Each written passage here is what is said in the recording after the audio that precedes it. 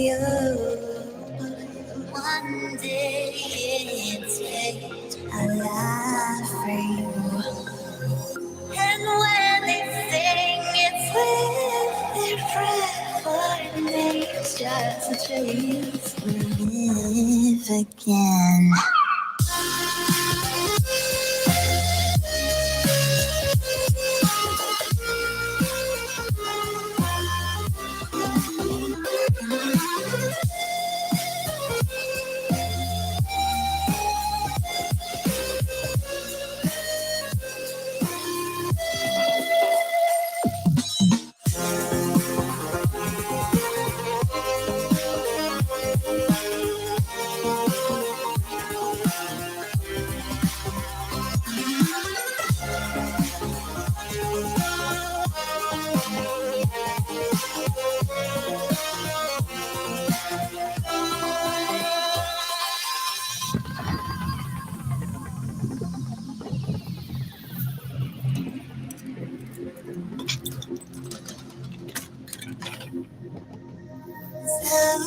We're shining the lay of the seas from island to island for the one missing piece. The one missing piece.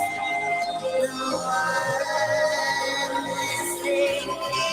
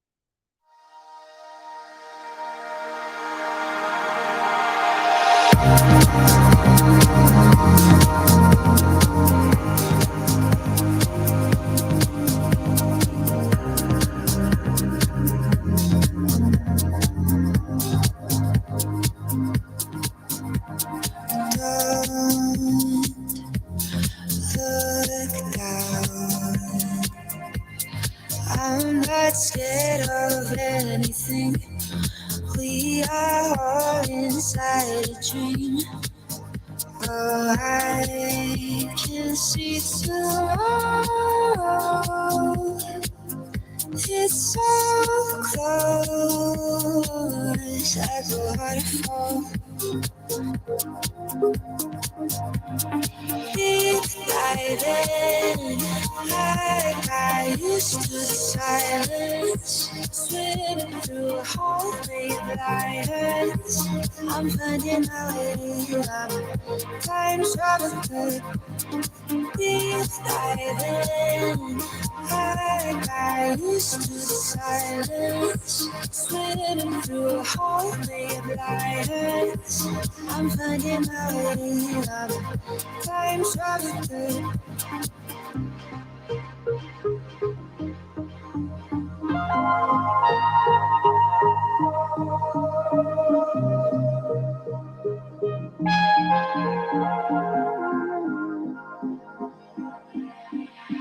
Falling out of time, you can see the other corner of your bitter eye. don't know if I'll ever tell you why. Can you keep a secret? Oh, I can see tomorrow. It's so close, like a waterfall. Deep diving, I got used to the silence, slipping through a whole thing of lights. I'm finding my way, I'm time traveling. Deep diving, I got used to the silence, slipping through a whole thing of lights. I'm finding my way, I'm time traveling. It's so close. Can we keep a secret? It's so close. Can we keep a secret?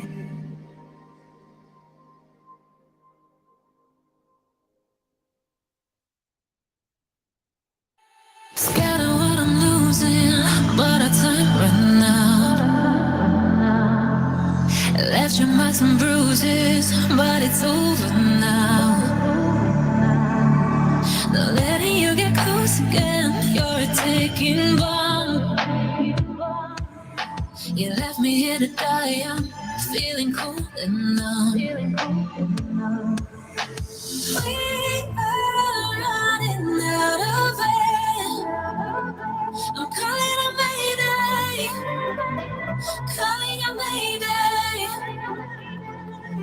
Is there hope in all that's left? There must be a better way. I'm calling a mayday. I'll call from the heart.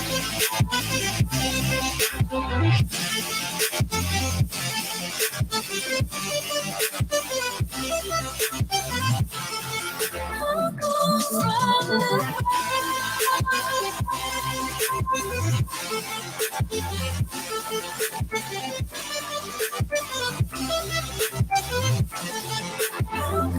from the heart.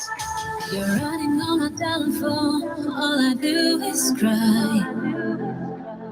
So you pick up all my pieces, you don't even try. Now letting you get close again, still a ticking bomb. You left me in the bleed out, like a hit and run. We are running out of air. I'm calling a mayday, calling a mayday. Is there hope in all that's left? There must be a better way. I'm calling a mayday. I'll call from the heart.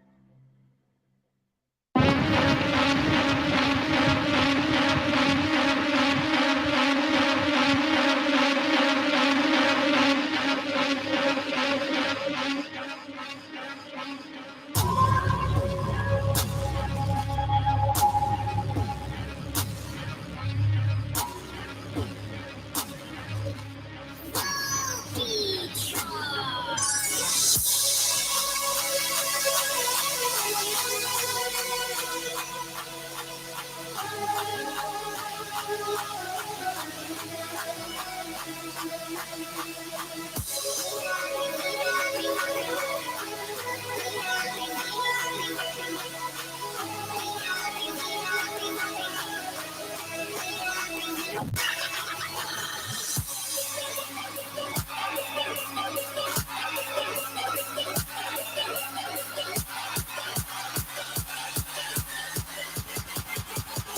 song makes me really happy.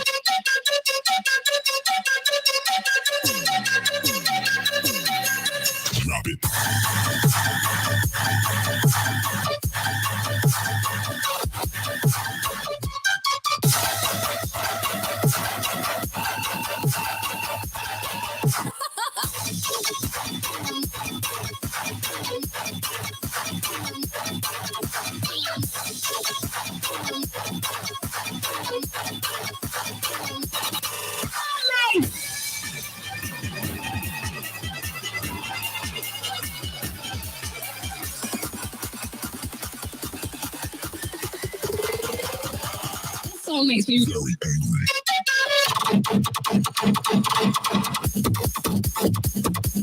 What the fuck?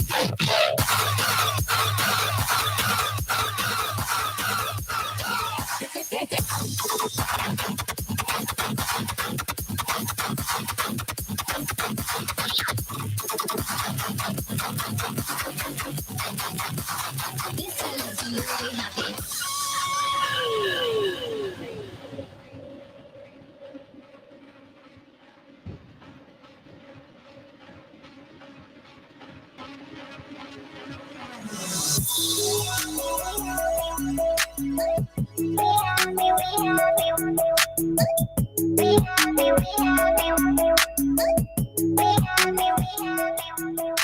Just so everybody knows,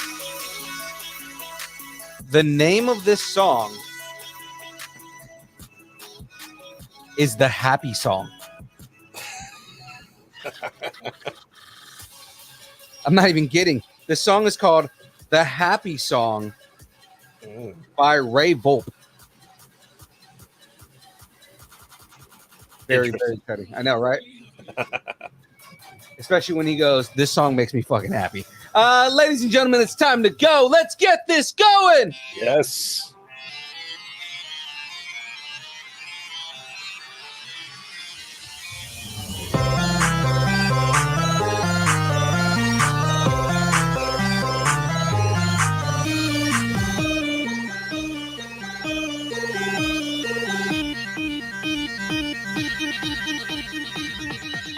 Distance nerding. Hey!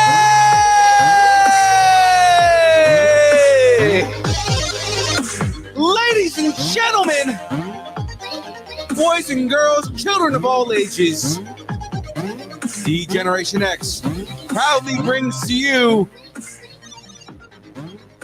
not the tag team champions of the world. Ladies and gentlemen, it's time for the Beard Brothers to get it started. Your beard is significantly more sexy than mine, but it happens. It's time, ladies and gentlemen. It's time. Do you got a double tattoo going on right now? Is that a second tattoo sleeve? What do you mean? This is the primary. Oh, that's the actual. Okay, now this is the secondary. Sorry. I thought you were wearing like a Force style sleeve for a second. And it was like, are you wearing a double sleeve right now? Is that what you're doing right now? Got to double sleeve it, be extra safe. Always have to double sleeve it, right? That is, yes. It is statistically not safe at all. Oh, that's what went wrong. Yeah. Are you saying your kids were oopsies? All right, we're not going to get into that. Ladies and gentlemen, welcome to the build. You are now watching Distance Nerding. He's the Graveyard. And that is the one and only Young Phil. Yes, ladies and gentlemen, and we are here to nerd together. Time for the fun part of the week. Not like, the download isn't fun on Tuesdays, but I mean, what's more fun than Young Phil building Lego while Graveyard does brackets, and in between all of that, we interview cool and fun people, right? Yes. Exactly, right? Anywhere between just amazing comic book writers and artists and celebrities and just kind of fun people to talk to. And this week's guest is ridiculously fun as we usually have it. So with that all being said, let's knock out all of the in-house stuff, right? Let's talk about keeping the lights on and how we continue to do this, and then we'll introduce our guests and have a whole bunch of fun here. So, ladies and gentlemen, for those of you who are unaware of this, which means you've never watched the show before, this stream, this channel, everything we do is brought to you by Pod Decks. Yes, ladies and gentlemen, Pod Decks are a unique episode question and starting prompt in the palm of your hand. So whether you are a new podcaster or an existing broadcaster looking to grow your audience or get more engagement, you're going to want to level up with poddecks.com. Ladies and gentlemen, use the code NERDING10 to get 10% off your order at Pod Decks. They have all kinds of cool stuff. For instance, if I show you guys what's on our screen right now, that's not this. Boom, look at that. Graveyard has his Pod Decks on the screen, and you can see we are rocking the Pod Decks. Not only do we use Pod Decks for all of our interviews, but we also use them for all of our interviews. So there we go. Yes. So, ladies and gentlemen, again, level up your interview experience and your podcasting prowess with Pod Decks. Now, if Pod Decks powers the show, then we all know what powers young Phil and all of this ridiculous energy that I constantly have. It's Dubby. Yes, ladies and gentlemen, Dubby is an emerging brand of energy drinks created to help focus, concentration, reaction time with no jitters or crash. Dubby contains no maltodextrin, no sugar, no fillers, no artificial colors or dyes. Now, you may be asking yourself right now, what makes Dubby different from other gaming supplements? I'm going to tell you that right now. Dubby is one of few drinks that contains Neurofactor, a neurotropic derived from coffee fruit. Neurofactor helps give your brain focus and clarity, while the 150 milligrams of caffeine and 3 essential B vitamins help you stay alert and energized. Guys, find out more about Dubby at www.dubby.gg. Use the code NERDING10. Get 10% off all of the stuff you buy there. Now, they have all kinds of amazing flavors, and it's no joke. Everybody knows I drink all the flavors on the show, and we tend to just mix it up and have a whole bunch of fun. So, with that being said, before I bring on our guests, it's just Graveyard. Yeah, it's just me. Very handsome beard and great hat. Look at that. Yes, all right. Fantastic hat. Hides hideousness beneath it, but yeah. Great hat. You know what, man? You're beautifully bald. So let's not denigrate the lack of hair. You just doesn't make you any less beautiful. Lack of head hair. Yes. Head hair. It just grows down. It grows down. It's right. That's all it is. Yes. That's technically head hair, right? Exactly. So, technically, because it's on your face, but your face is a part of your head. Yes. He's like, whatever you say, Phil. All right, ladies and gentlemen. So let's do this. What flavors are we thinking of doing this week, man? What do you think? What you got? All right, I've got. Let's see. I got Push and Punch. I got Dragonade. I've got Galaxy Grenade. I've got Dub Sludge. I've got Passion Joy Tea, Beach and Peach. We've got the Big Energy Tears and the Calio Cream. What are you thinking? Ooh, let's push some big tears. Okay, so we're going to do some Big Energy Tears. Yes. Again, for anybody who's watching this for the first time, Big Energy Tears is basically a blend of the finest blue raspberry. Mm-hmm. So I'm going to grab my mason jar here. Yes. We're going to do the first flavor here. What do you think the second flavor should be? What flavor is the Pushin'? Push and Punch, my favorite one. That is a Fruit Punch Lemon Lime. Ooh, how do you think that would work with blueberry? I've done it before, and it's amazing. Let's do that. All right. So let's put the Big Energy Tears away here. Again, it says Dubby Fruit Punch and Lemon Lime Blend. Interesting. It is deliciousness It tastes like a Hawaiian punch mixed with Sprite. It is the greatest. Ooh, so like what you put sherbet into in the punch bowl? Oh yes, that's exactly what it is. Exactly what this tastes like. It's so good. James not watching his own show, but just so you can see, I do have a whole bunch of cocaine. I mean, Dubby on my fingers. Yes, Dubby. Mm-hmm. Pure cut Dubby. ASMR. ASMR. It's actually all. Funny enough, all of that was the big energy tears, and none of it was the pushing. Right. I've got me some fizzy water. Yeah. Let's mix this up now. As I'm mixing this here, got to start introducing our guests here. So, ladies and gentlemen, I am greatly excited for this. Now, we have had the publishing team from Night of the Chihuahuas on the show twice now, 3 times actually, huh? 3 times, yeah. 3 times, yes. Yes. We've been on the show 3 times now.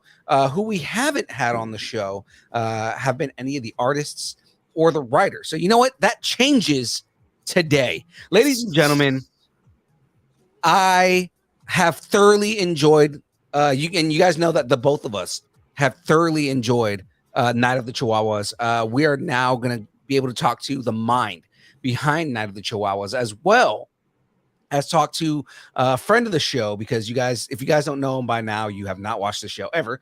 But friend of the show, Eric Ruiz, who is the artist for the next 2 books. And I'm very excited for this.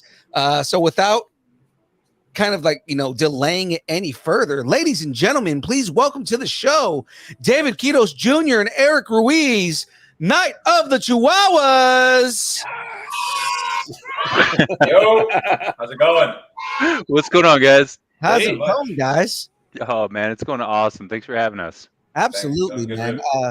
We've wanted to have you on for a while. We've done 3 episodes with Night of the Chihuahuas, hoping that you were going to be on, and now we finally got it, man. And I'm excited. Oh hell yeah, man! Same here. Exactly. Now, Eric, if I could put 2 faces in that section, I would. But we're gonna. Oh, nice. I had to. Twinsies.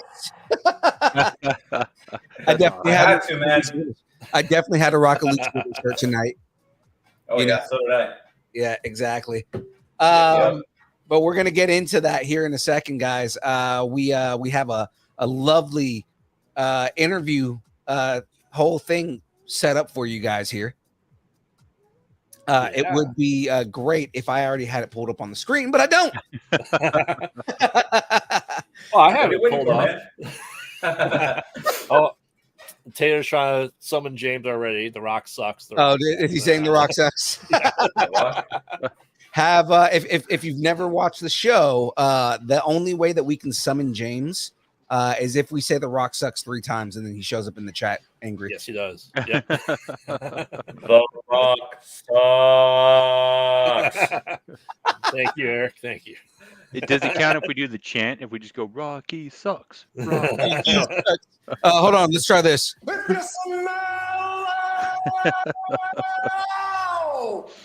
the Rock is stinking. So just to kind of get us started here. So David and Eric, I mean, Eric, you've been on the show and you know the format. So I'm gonna ask you guys this question. You guys just answer it one by one here, but we tend to ask a couple of questions to kind of learn more about you guys before we jump into all the career things and kind of the subject at hand. But I'm gonna ask this: what is something that people are nerding out on or obsessed with that you just don't get the point of? So examples of that would be like James does not understand TikTok to save his life, right? Or a lot of people have said crypto in the past, right? Like I just don't understand crypto, right? So what's something along those lines?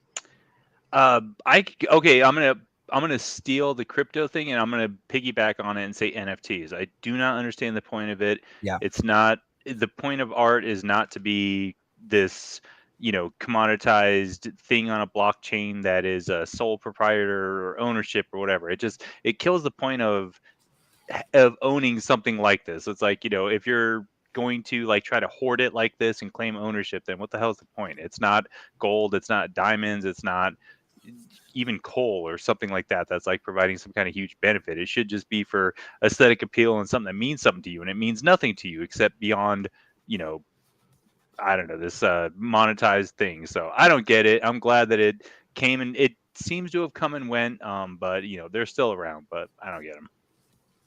Yeah, from what I hear, agree. Yeah. From what I hear right now, it's on a downswing, right? So I mean, like the whole thing with crypto, or not crypto, but with crypto too. But I mean, like crypto as well, yeah. Yeah, crypto's on a downswing too. But like for the most part, NFTs are kind of like crashing. And I know some people are super happy about it. Of course, the people who bought millions of dollars in it are probably pissed, but they love it. Pour them, it can go away. It was a good thing we didn't go that route with Lucharillas. That was the beginning concept of it. But once we saw it go down, we decided not to go that route and go with merch instead. Nice. I didn't get it. I really still don't get it right now. But I was just kind of going along with the idea guy behind it. But once they crashed and burned, I was like, nah, let's go a different route. Right. Which is, again, that was the smart thing to do, is not go with that trend. Oh, yeah. Mm-hmm. So how about you, Eric? What's something like that you don't get? Like I said, I'm with James. I don't understand TikTok either because I'm also old. So yeah, but right. Mine is man. Mine's gonna get people talking. Oh, I do not understand tribalism in wrestling.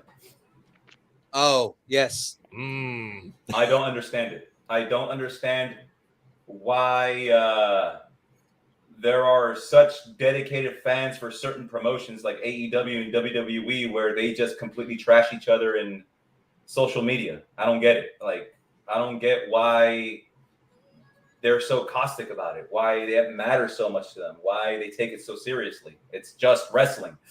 It's nothing. They, from what I could tell, they treat it like it's from what I could tell from talking to some people, it's like they treat it like wrestling is not a business but a lifestyle. Yeah, it's a lifestyle for the wrestlers because that's their job, but it's like I don't know what their deal is. Like they like if you look at comments in certain threads, they insult each other with passion about defending their promotions. Huh.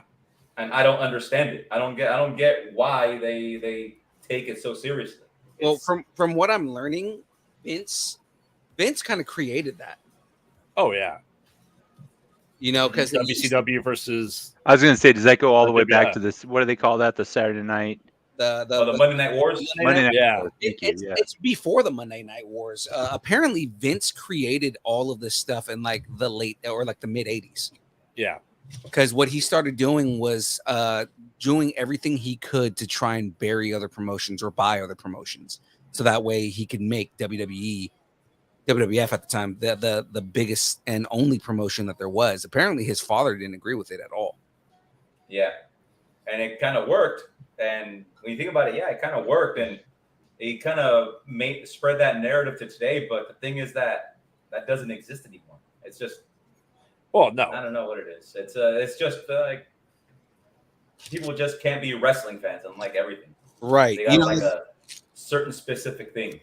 Right. Like I guess the first thing he tried to do that he successfully did was bury the NWA. Yeah. Because once he got the NWA out of the picture, then the National Wrestling Alliance, not and with attitude. But like when he got the National Wrestling Alliance out of the picture, then he was like free to kind of just move in and take over. So, yeah, I just picture that separation kind of like if you're a baseball fan, you either usually a National League or American League because you like the different things better. I'd say. I don't know. That's just my thoughts. Just I'm in Chicago, so we have there's supposedly 2 baseball teams. We have the Sox and then some other team. I don't know what the other team is. Oh, something related to bears. I don't, Maybe. I don't know. Or are they the team that cannot be spoken of? team that cannot be Oh. spoken of. No, I'm a South Sider. Come on. Like the team that should not be named.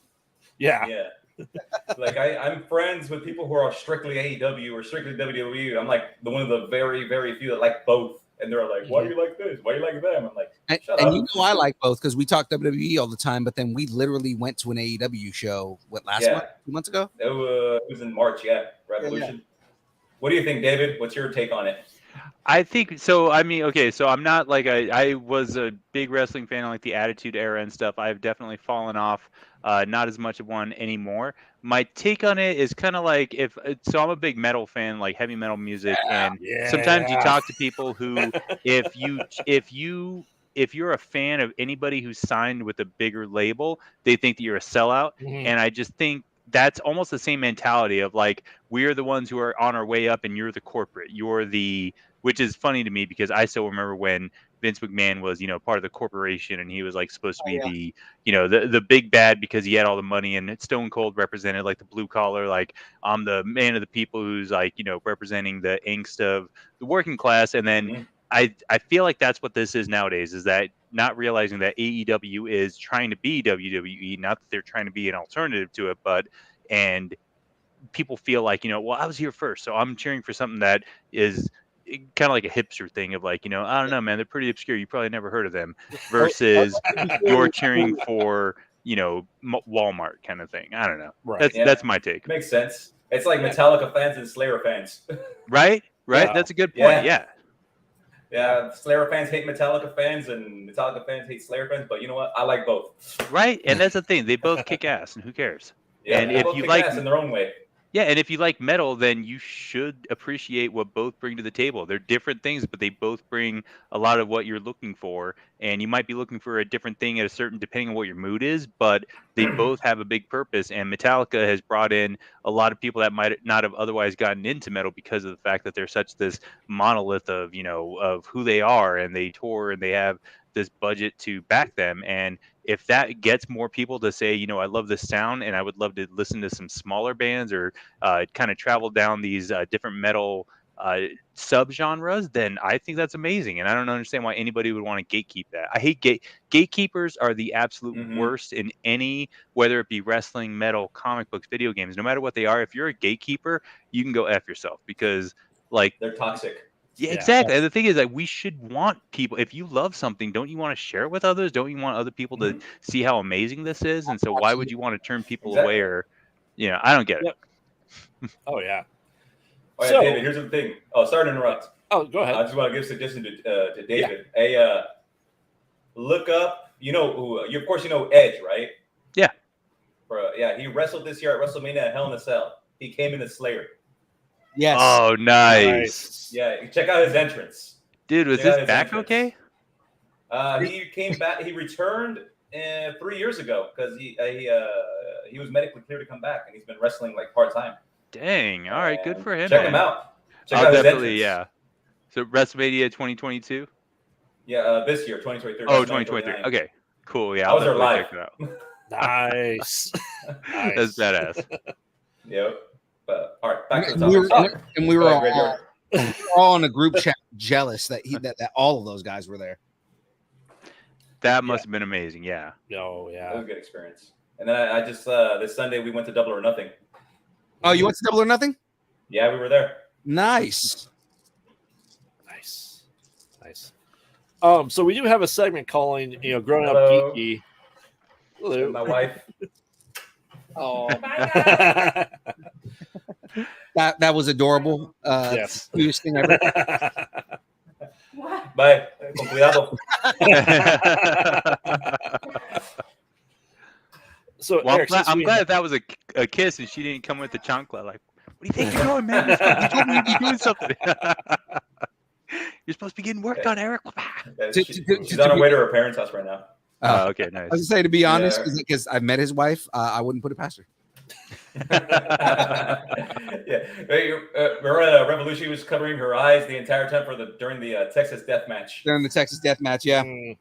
Yeah, she was That like, match was brutal, man. That was a fucking brutal match. It was brutal, dude. Like, did you know that freaking Hangman got a chunk of his scalp ripped off from Yes, that I saw that after. barbed wire chair? Yeah. Wow. Yeah, when John Moxley threw him head first into the chair. It's intense, man. Hey, it's Nathan. Nathan's Hey, what's up, Nathan? Oh wait, Nate's here too. Nate's here. He's in the chat. He's in the chat. Yeah, what's up, Nate? Oh, and, Nate, the big man. And Phil, what are you building? Cam didn't see it. Oh, I am building. Let's hold on. Let's make this big real quick, sir. I am building the Lego architecture set of San Francisco. Nice. That's awesome. Nice. Now I'm gonna give like a quick background on this because I don't want to take too much away from the interview itself, but I was gonna do a like a quick build online, Mhm. and just do like a sped up video of me doing this. But the kits that I ordered didn't come in time, and it's the only kit I have left. So I was like, all right, I'll just do this on the show. Hey, man, good. It's an homage to our trip to AEW Revolution. There you go. Yeah, man. Tyler is a cool guy too. Tyler's really cool. Yeah. That was good. Tyler's in the chat right now. Tater 88. That's Tyler. Yes. Cool, man. I wish Q was there too. Q, Oh, the guy who was with our banker. Yeah. Yep. It's always great when your So, banker yeah. comes to a wrestling show with you. Hell yeah, he's a cool guy, man. Q's a hella cool guy. He's actually is really cool. Yeah, So he is. So I do have another question here, guys. Eric, we already know the answer when I ask this for you right now, but I'm gonna we want to find out about David too. So we have a segment on the show called "Growing Up Geeky."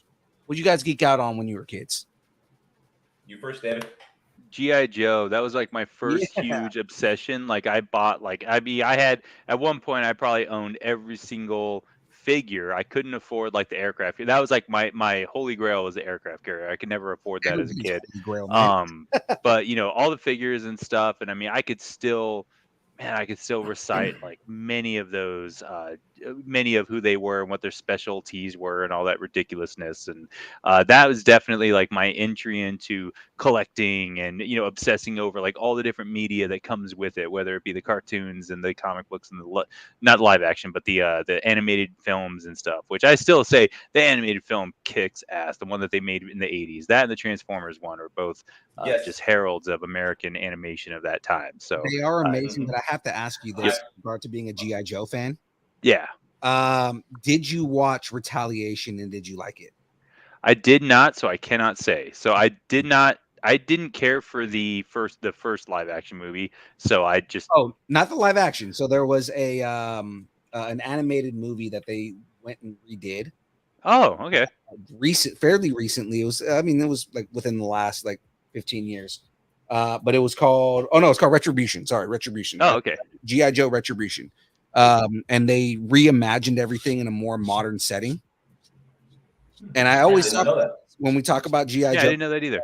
yeah, when I talk about G.I. Joe on the show, it was on Adult Swim. So Okay. the opening scene is Cobra Commander essentially shooting a missile at the UN, right? Okay. And instead of it blowing up, it goes into the chamber hall, and it like attaches to the wall, breaks open, and a screen pops out, and it's Cobra Commander introducing himself, right? I am Cobra Commander, Mhm. right? And he basically makes demands, right? And says that, I want this, this, and this, and this. If my demands aren't met, then I will blow up a major city in the world. And to show you my resolve, he nukes Moscow. Wow. Yeah, at the damn. very beginning, right? He just nukes Moscow. And his whole thing is just, you guys don't know who I am.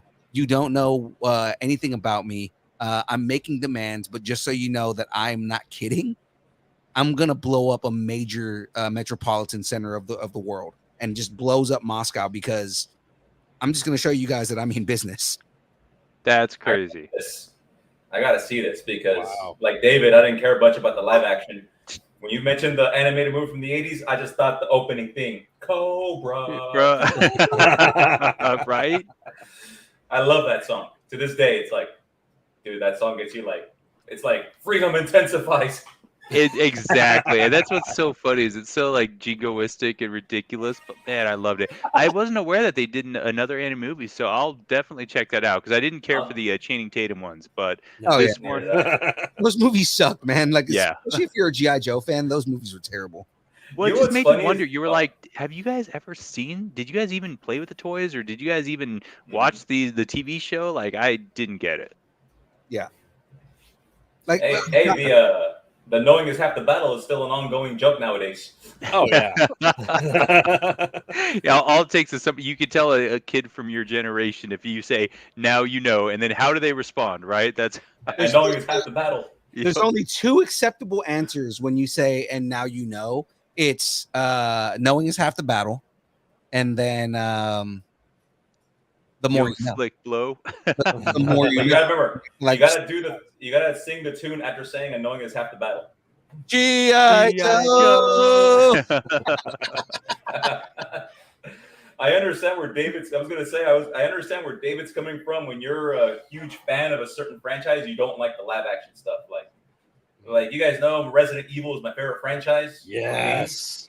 It's my absolute favorite #1 franchise. I hate the movies. So do I. Every single one of them. I hate them, and I do not enjoy those movies at all, man. I do not like them whatsoever. And like a lot of my friends who know how much I love Resident Evil, they think, oh, you must like the movies. Like I hate those damn movies. Yeah. They suck. I'm the same. I think Alice is a pointless character. Yep. You know, again, we all know that that character was made specifically so that his wife could be in the fucking movie, and that really just I was turned off completely to those movies. Yeah. Well, Well, it's you know, also like because action franchises will make more money. So of course they gotta make an action movie, and you have to have a badass action hero and all that stuff. And it's just, come on, man. If you wanna sell a movie, have her punch boulders. right? But that's what Yeah. sucked is that he had written a script, an action script, and then with about this whole it was supposed to be like the Alice in Wonderland thing, and he had named the character Alice, and then somebody was like, hey, you should pitch Resident Evil, and so he basically just like shoehorned this crappy action script into the Resident Evil franchise. It made zero sense. It had nothing to do with video games. It was like somebody who didn't love the lore and the how cheesy the adventure is in those video games, which are awesome. And then you just let somebody come in that didn't care about any of that, and it showed. And like, And you it just couldn't. Sorry, go ahead. Oh, I was just gonna say the entire franchise is just shoehorning in these references of like or these characters, but like it doesn't. It's not anything like the video game, and it doesn't. It didn't make any sense to me, and it just felt like a soulless cash grab, and like I never saw the point of any of them. But Yeah, like you have a hero in Leon Kennedy. Why are you going to create other characters? Like, like there are characters in Resident Evil that are more than capable of carrying that franchise, and they did not do justice to any of them. Yep. Yeah, and then even worse, but then you had like the newest one, that Welcome to Raccoon City, which was somebody who loved the video games, but I think at that point he loved them too much, and he didn't make a good movie because he was just trying to make cutscene, like piecing together cutscenes from the video games almost. Where I was like, all right, you guys overcorrected almost. It was like you went from Paul W.S. Anderson, who couldn't give two craps about this video game series, to somebody who loved the video game series so much that he tried to cram two of them into one movie, and it just didn't work at all either. Yeah, exactly. What I believe they need to do is they actually need to make a movie with a whole new story, like, and actually have one of the characters from the franchise, like Leon or Chris or Jill or whatever, and actually make it canon with the games. Like, that would be dope. Yeah, make it canon with the games, but make it a movie, a live action movie with, and actually make it like thrilling. Like it gets your heart going and all that stuff. If it follows, like if they do something like that, but they follow the current series right now with like the stuff that Village and Resident Evil, what was the one right before it? Village, and then you had Part 7, the Biohazard. Biohazard. Yeah, Biohazard. So like if you follow the story that Biohazard and Village is following, like you go back to the horror roots, right? You go back to it instead of it being like, an action thing and all that, like you go back to the roots of it being just a complete horror franchise, and like make it that. Yeah, make it that. and bring back characters I haven't been seen in a while. Where's Claire? Where's Leon? Right. You know, they only brought in Chris, who today's Chris looks just like Ryu from Street Fighter 6. Not a lie. Oh my God. Chris Redfield looks like Ryu. That's 100% a thing. Yep. His biceps are as big as his head for some strange reason. Yeah. Yes. Yeah, exactly. Speaking of which, I'm streaming Street Fighter 6 tomorrow on Kick. Nice. Ooh, nice. Nice. I just gotta say, I'm Graveyard. I like bad movies, so I love all these. I also love the games and all that stuff. So I love it all. Oh no, I love bad movies. I mean, I am a bad movie fanatic, but like I'll still. These are almost like not even, because there's a certain level between campiness, you know, it's like it's so bad it's fun to watch versus it's just a slog to get through kind of thing. And I felt like some of the Resident Evil movies, most of the Resident Evil movies felt more into the latter camp of just they weren't, you know. And so if I had, like, you know, the WGA was not on strike and I got an opportunity to go pitch how do you reboot this franchise, I would embrace the camp and I would just say, listen, you make this to where you understand what it is.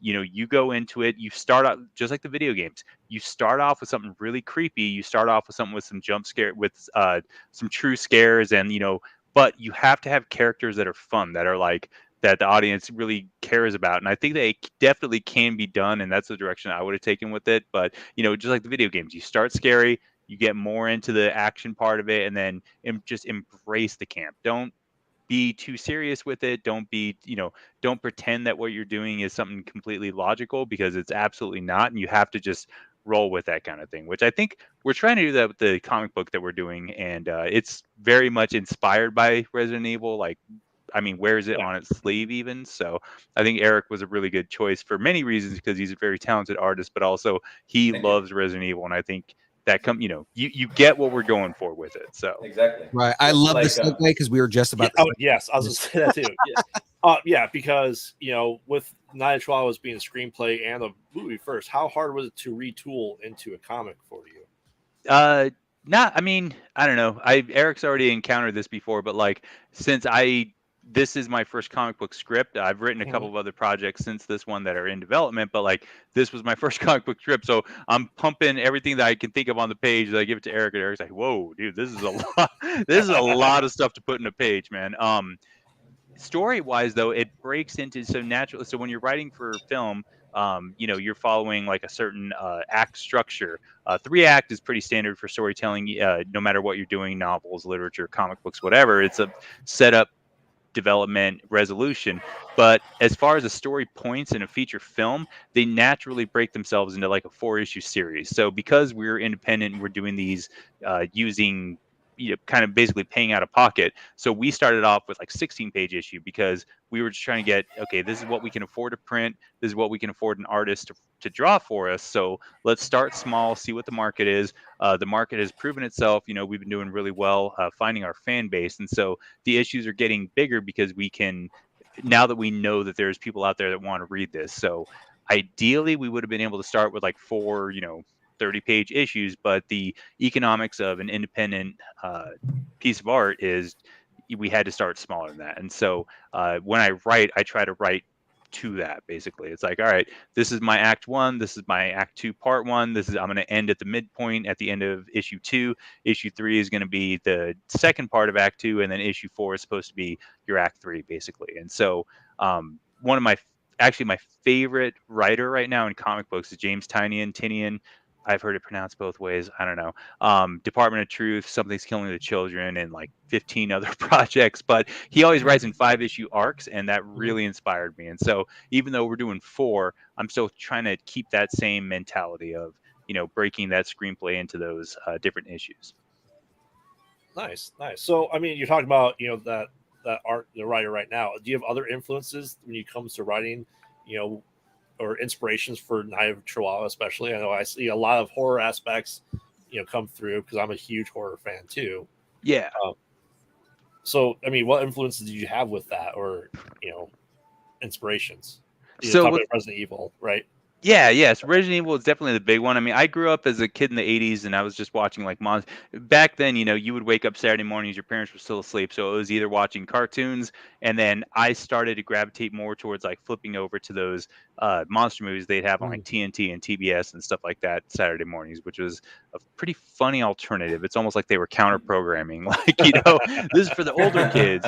And I was younger and I still gravitated more towards that. So it was like a lot of these monster movies that were set in like the 50s, like Them and the Creature Features in the 60s, and that stupid Night of the Lepus with the giant rabbits, and these ones with the bugs and stuff. And I was like really drawn to like this idea of there was always this conspiracy of like these animals that became monstrous, and usually it was like either a government project gone awry or a mad scientist or something like that. So a lot of that's in Night of the Chihuahuas, where it's okay, what's the most ridiculous animal we can make dangerous? Chihuahuas. And then what made them dangerous? And then it's like, these ridiculous conspiracies and stuff. So that big influences into my misguided youth. Which is funny because Chihuahuas are dangerous. Oh yeah, we have so many people come up to us at shows that just want to talk to us about Chihuahuas, whether or not they end up buying a issue, which more of them than not they do, which is awesome. But even if they don't buy an issue, they still see our sign, they see our art, and they come over and they're just like, "Oh my God, Chihuahuas! I've got one that bit me. I've got," it's like they tell us all these stories about how mean these dogs are, and we've had people at shows that are not comic book fans, but they buy our comic book because they know somebody with a Chihuahua, and they're like, this person would get a kick out of it. Or, my neighbor has 4 Chihuahuas. I'm going to buy this and give it to her. And we're just like, cool. That's awesome. Wow. Yeah, Chihuahuas are the #1 rated most aggressive dog breed. Yep, they are. And Dachshunds are right after them. Yeah. Dachshunds are the only dog I rescue dogs, and the only one I ever had to like give to somebody else to foster was a Dachshund, because it would not stop biting people. Wow. Yeah. Dachshunds they're aggressive. Oh yeah, aggressive, but they're aggressive. So talk about the cons. You talk about that's a great story, by the way. How's the reception been for the book besides the Chihuahua people? Awesome, really cool. Mm-hmm. The artwork is really just it stops people stop. And the thing is, like, I will never apologize for being a boutique horror comic book. It's like we're not for everybody. We're not for, and sometimes you go to conventions and there's like 3/4 of the audience is there wearing like Pokemon stuff, and they're there for like anime and manga and stuff, and it's like we're not necessarily going to be their market, but they stop and they look because they're like, dude, this is crazy. A lot of them take pictures and they're like, hey, I want to show this to people and stuff. So we get a lot of foot traffic. We get a lot of people talking to us, and we do make a lot of sales on people who love just comic books. They like horror and they love the cover art. So that's been really cool. I mean, honestly, I'm still like blown away with the reception that we've had from the audience that we found, because it's pretty amazing. Like, it's really humbling to see something cheesy that you made, that you just made to have fun and just to like, my sort of appreciation of Chihuahuas, because growing up with them my whole life, and how I was always getting bit by them and always amazed by how mean they were given how small they were, and I just thought this would be so much fun to do. And then to see that there is such an audience for this, it's just been, like I said, very, very, very cool, very rewarding. Nice. That reminds me, I need to pick up all the issues I can, because last year I have a horror movie podcast, and I sponsored a horror movie con and movie marathon last year. I'm doing it again this year as well. So I'll make sure I get you guys' books and have them there, because it was amazing. I think those would do wonderful there too. Heck yeah, man. So, James is asking, because James finally showed up. What conventions are you planning on doing the rest of this year? Do you have anything planned? I know. So we're actually doing a couple after we got Phoenix Fan Fusion this weekend, which is the big Comic-Con in Phoenix.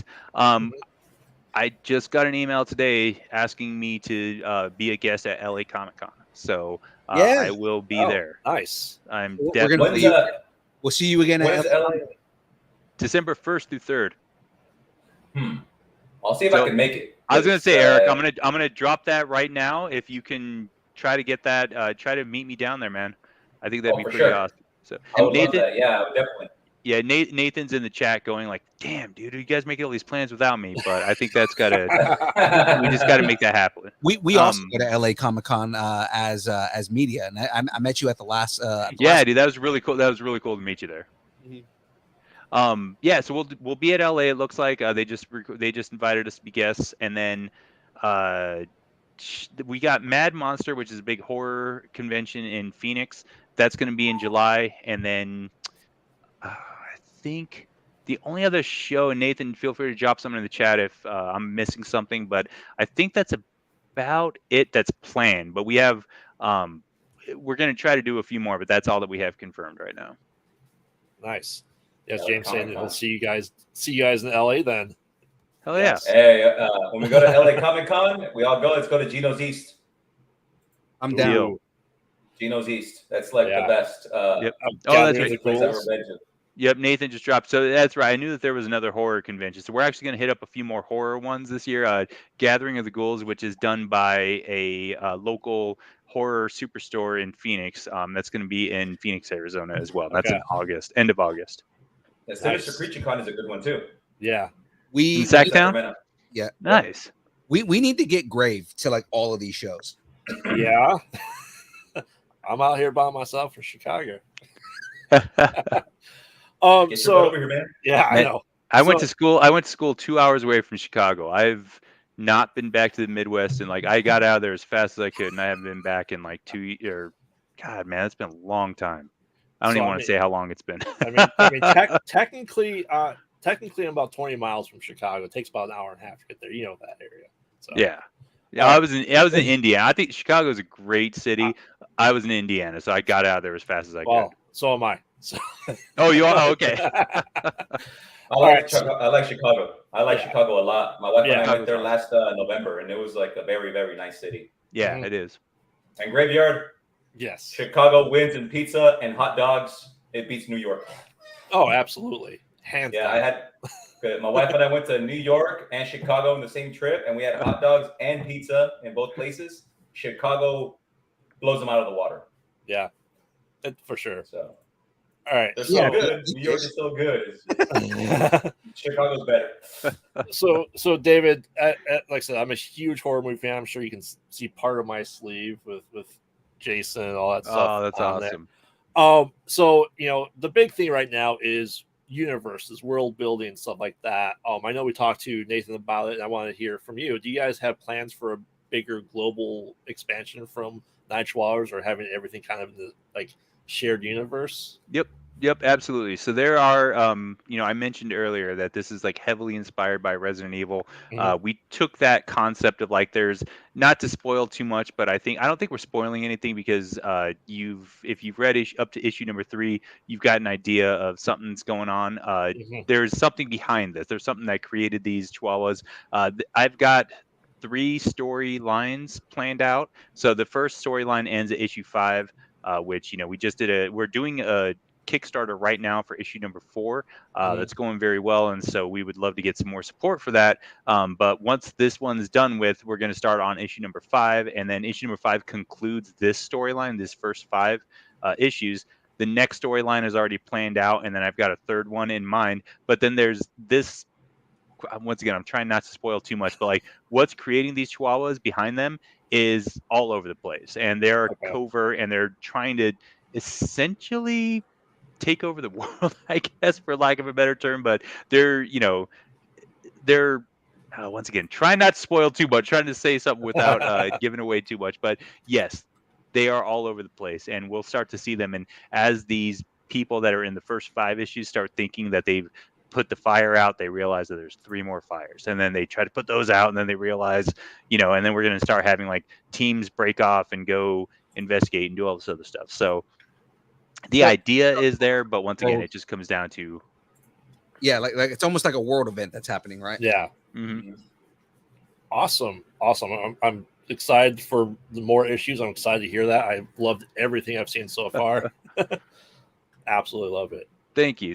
I've got the finale for the second storyline is like, I wish I could tell you, because when I tell people who have read the issues, like once you get to the finale, and then I tell you how the second storyline ends, they're just like, "Are you kidding me? That's amazing!" So it's gonna be pretty cool. I'm excited because again, I'm enjoying what I've read so far. Awesome, thank you.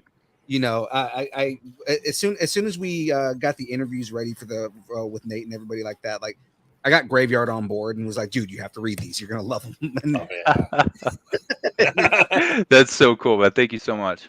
Yeah. Mhm. Oh, You did a right. good job, man. Seriously, I really liked it. Yeah. So good job. Well, man. like I said, I can't wait for everybody to see issue number 4 because like Eric's art is amazing. It's so good. It's so much fun. And I was telling him like it's great on the screen, like when you're proofing digital copies of it. And if you're part of the Kickstarter, we do have digital versions available that you can get with your backing.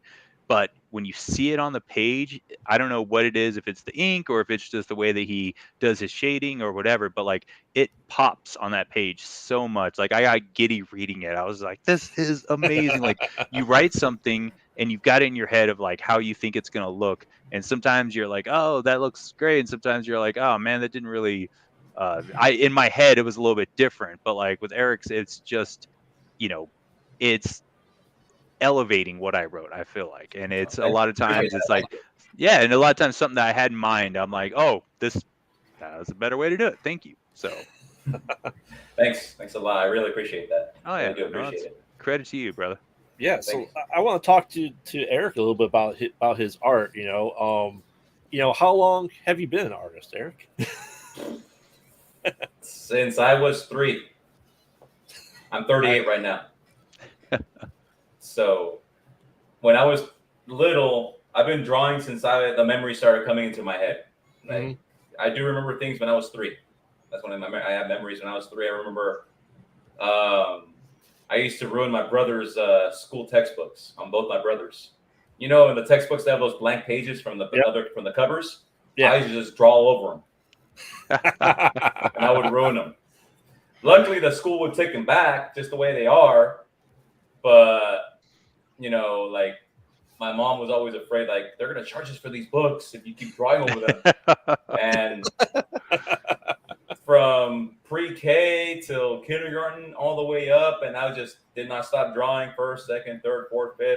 I had a little dry spell, like around my early 20s, where I didn't draw for like 2 or 3 years. But that was like me going out and partying and stuff like that. But I got back to it. As you do. I just kept on improving it. Yep. As one does. And, yeah. As one does. Exactly. In elementary school, I was known as the Hedgehog King because I was always geeking out about Sonic the Hedgehog, and I was just draw Sonic everywhere. Did you eat a lot of chili dogs all the time? What are you talking about? That's all he eats now. It's chili dogs. Exactly, man. And, yeah, Go awesome. ahead. So, I mean, when did you realize that this was more than just a hobby for that you can actually, do more with it? Take your drawings to the next level and become a career. I started following a lot of artists on Instagram, and I would just they were just posting all these things that they would draw, and they kept on expressing how much they loved doing it for a living. And I was following a bunch of different artists before that also. Like I just didn't know, I didn't have the confidence to do it. But once I started seeing more on Instagram, then my wife really helped me with getting my confidence up to pursue it. And I just haven't stopped and putting my art out there to get the attention of a bunch of people trying to get clients. And Nathan reached out and he talked to me about the project, and I was like, yeah, let's do it. It sounds interesting. Let's do it. Let's give it a shot, see where it goes. And I didn't think it would take me like right now. I really do believe this franchise is going to explode. So, because I keep seeing more and more people getting into it, and the people that I've shown the 4th issue to, like the copy I got, I was kind of like showing it off. Sorry, David, I had to do it. Got to do it, man. Yeah, and they said the same thing. David is like, see, look at this. Like, he was I have a friend at work, and he's a big comic book geek, and he was looking through it, and he's like, look at this right here. He'll show me one of the panels. You see this right here? Like, not a lot of artists that do black and white can do this. He's like, see, look at this. There's so much depth in this panel where you can really, really feel what's going on. And I never really saw it like that. I was like, wow, man, I didn't That's think it was badass, like man. that. That's really cool Yeah, to it hear. really is. And Is I didn't think this your first comic? It's my first comic. Yeah, I've already Oh, right wow. now. I'm just about to finish a children's book, my second one, Oh wow, and nice. about to finish my second children's book, and about to start on issue 5 in the next few days. That is awesome. So James wants to know, when it comes to your set, what influences you as artistic?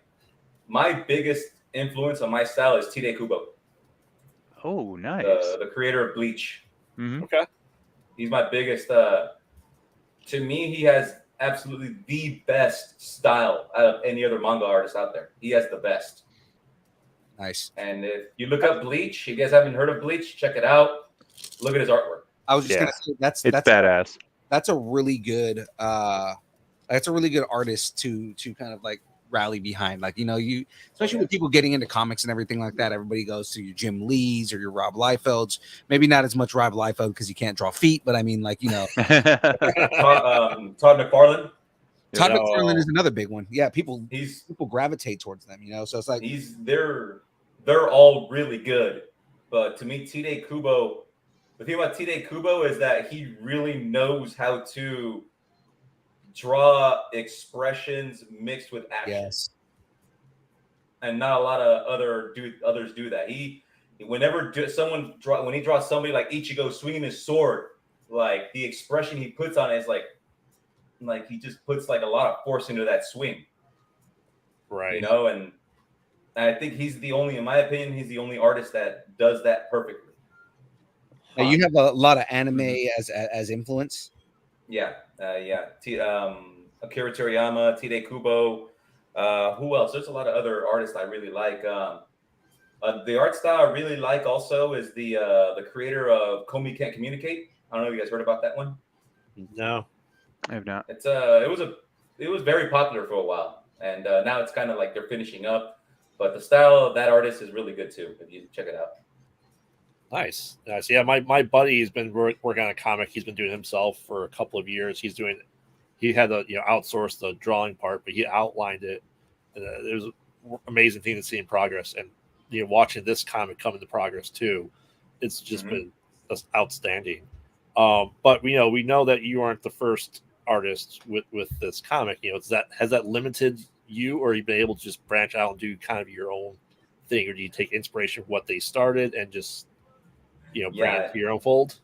Yeah, I looked at the other issues and I was to get a feel of what kind of style it should be going, and Josh, one of the producers, he even told me like what you did is that you grabbed all these styles and you mashed them together. Yeah, yep. That's what he told me. Josh, you got the style first, second, and third issue. You put them all together, you mixed it around, and made your own little one. Yeah, Josh mentioned that when they announced that you were going to be coming on, and I was like, "That's amazing." Mm-hmm. I got really excited when they said that you were coming on because I was like, "I know him." Yeah, I know him. I know who he is. James wants to know if this is for David. Talk about influences. Obviously, Resident Evil. Do you go back to that? I'll say schlocky horror aspect for stuff like that. Do you talk about the Night of the Giant Rabs, essentially, right? Yeah, Night of Lepus. Lepus, yeah. I mean, that obviously is your big inspiration for creatures that are vicious that shouldn't be. Yep. That's awesome. Yeah. I mean, that's the thing though, is I grew like everybody would, and so I went to film school, and it wasn't a film school. I got a degree in film from a university, but it was not a film school. But like I was like ostracized in all my classes because everybody else was like, salivating over the idea of being the next Paul Thomas Anderson or like all this other like artistic BS. And it just wasn't like I would like bring in like Night of the Living Dead, and I'd be talking, I'd be wearing my horror movie T-shirts and like, talking about like the 3-act structure as it pertains to a slasher film and all the stuff. And it's like I never had nobody ever agreed with me in those scenarios, but I never felt the need to try to be more like them. Like I never felt the need to say like, well, I'm obviously wrong. I don't want to do '80s slasher movies. Like, no, that's what I grew up with, man. That's what I love, and that's how when I studied, that's how I made things make sense, like story theory. And there's so much more to those than. Not all of them, some of them are just tits and blood, but there are a lot of them though. There's a lot more they're trying to say, even given this exploitation genre. And so for me, I've never tried to say like, I'm trying to pull from like these influences that I'm not, because like my influences were what they were: George Romero, John Carpenter on the movie front, and then on the comic book front, reading like things like Garth Ennis. I remember for a long time I started to get out of comic books in high school, and then when I went to college, I wandered into a comic book store because I was just kind of wandering around campus, just trying to find my way around. And the guy was like, well, what are you into? And I told him, I don't know what I'm into anymore. And he goes, you've got to read Preacher. And he handed me Preacher. I remember I read it. I was just like, Preacher's so good. what the hell is this? And it was so eye-opening as to like how audacious it was, but it was also taking down all these tropes about like the American Western and what the concept of masculinity in American pop culture and all these things. It's like, it was very clever, and it had a lot to say behind this very crude, crass, and campy story. And so things like that like really influence how I approach comic books and like what comic books can be. And of course, Alan Moore, dude's brilliant, and I would never even think to put my name and his name in the same sentence as any kind of a comparison, but he was certainly an influence as to like, once again, the potential of comic books and what you can do with your writing. Yeah, no, I Preacher was one of those. I love those stories that kind of take what you think you know about something and put it on its head. Like I love those kind of stories. Preacher was a good example of that. The Boys is another good example of that. Absolutely, yeah. Like just, and then now that we're starting to see these stories being told on the big screen, it's kind of like now you're getting a larger mass audience for this stuff. I love the adaptation of Preacher that Seth Rogen did, because it was, dude, like it was, some of that stuff was shot for shot exactly like the comic. So it was like, and that the way that they did Hair Star was perfect. Like they nailed his character so good. Yeah. So James, once again, doesn't want to be on the show, but always in the chat. How did you guys collab on how the Chihuahuas move and look? How did you describe how the Jaws should look? What was that collaboration process with you, David and Eric? Well, what I'll say is that I think Eric, this is where, and I don't mean to put words in Eric's mouth, so he can, of course, take this after I'll say my bit, but I do think because two artists came before him in the first 3 issues, it did give him some, like, hey, this is what Chihuahuas are established up to this point. But you've also got a lot of freedom with 4 and 5, because they have some, once again, try not to get too much into spoilers, but they will continue to evolve as the series progresses.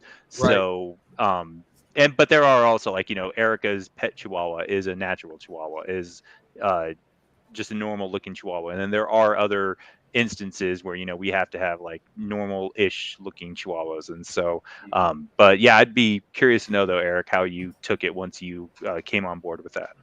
Yeah. I remember when he was telling me about the mutated, when they mutate, the first stages, Jaws and all that stuff. I was thinking of like, how can I make this look like a liquor? Nice. The creature from Resident Evil. Yeah, that was the main idea that I got in my head, was liquors. Like, okay. And then liquors mixed with the plagas from 4. Nice. Okay.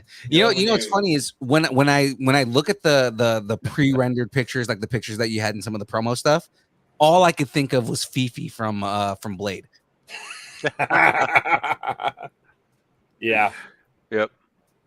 it's just I thought about all these creatures from Resident Evil 2 and 4. It's just like, okay, I'm thinking of, the plaga from Resident Evil 4 where they have the mouth that opens, and I was thinking like, okay, I gotta add that, and I started thinking about all this stuff like future mutated forms of the Chihuahuas, and just thinking of like, man, I gotta make things, I gotta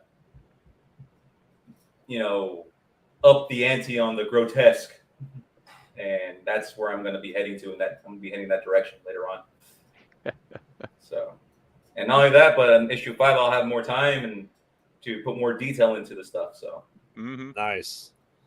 So that's what I'm looking forward to. Is just like I'm going to go all out on this one. Yeah, and issue 5 is the in typical horror movie format. Issue 5 is where it hits the fan. I mean, it's like we've got our survivors trapped in the cabin, surrounded by killer chihuahuas, and spoiler alert, those chihuahuas are going to get in, and when they get in, it's going to get incredibly bloody, and yeah, it's gonna be a lot of fun. You just probably put I'm looking over at the screen now. I was going to say, Graveyard probably has the biggest smile on his face right now because he can't wait to see everybody die. Yeah, very much so. Very much so. And another question from James is: have you found that there's been certain cons that are your bigger audience? Has it been Comic Cons or horror cons or comic shops? So the biggest single day events that we've done have been comic conventions. Have been Tucson Comic Con was probably the proudest moment I've had because that's where I was born in Tucson, raised in Phoenix, born in Tucson, Arizona. The comic book is set south of Tucson, and it's supposed to be a guy who relocates from Tucson. And so the response that we got from Tucson Comic Con was just phenomenal. And I was, like I said, incredibly proud that my town of my birth was representing like that. Horror conventions, we tend to do pretty good, but like it's been very uneven sometimes because we are a comic book, and sometimes at a horror convention we might be the only comic book, and so it's kind of the next two that we do, though, we're really curious to see how that goes because we know other people that will be there that are comic book artists and having their own work there, so that should be pretty cool. The shops, we have some ones locally that are continually selling out, and it's like hitting us up like, hey man, we need more books, sometimes though you do have to stay on top of it and call the shops and be like, hey, you guys are out of books, and they'll be like, oh yeah, we are. And, they're not calling you up to try to give you more money, but if you call them up and point out that, hey, you sold out of a project, I would like to give you more, then they're more apt to order some more from you. So right, they Nate was telling us for Free Comic Book Day, you guys found out about like a lot of comic book shops that ran out, and it was just like, well, why didn't you call us? Oh yeah, well, because they're so used to like the big publishers that just send them books. Exactly. Yeah, I mean, we're not going to say we don't know how well it's doing, man. Come on. Yeah. Well, even like my neighborhood shop, the one that I go to, that I'm always, I've been a guest at their shop many times doing events for them, and even them, I still have to tell the guy like, hey, dude, I just looked over there. You guys are out of Chihuahuas books. Like, oh, okay, cool. Let me order some more. Like, thanks, dude. So James asked another question. I'd love to know too, from Eric as well as you, David. How far do you take the horror or the visuals? Is it PG rating or anything like that, or is there instances where Eric might draw something just too outrageous for the comic? I mean, I'd love to see it myself. I would see a chest burster chihuahua at this point. Yeah.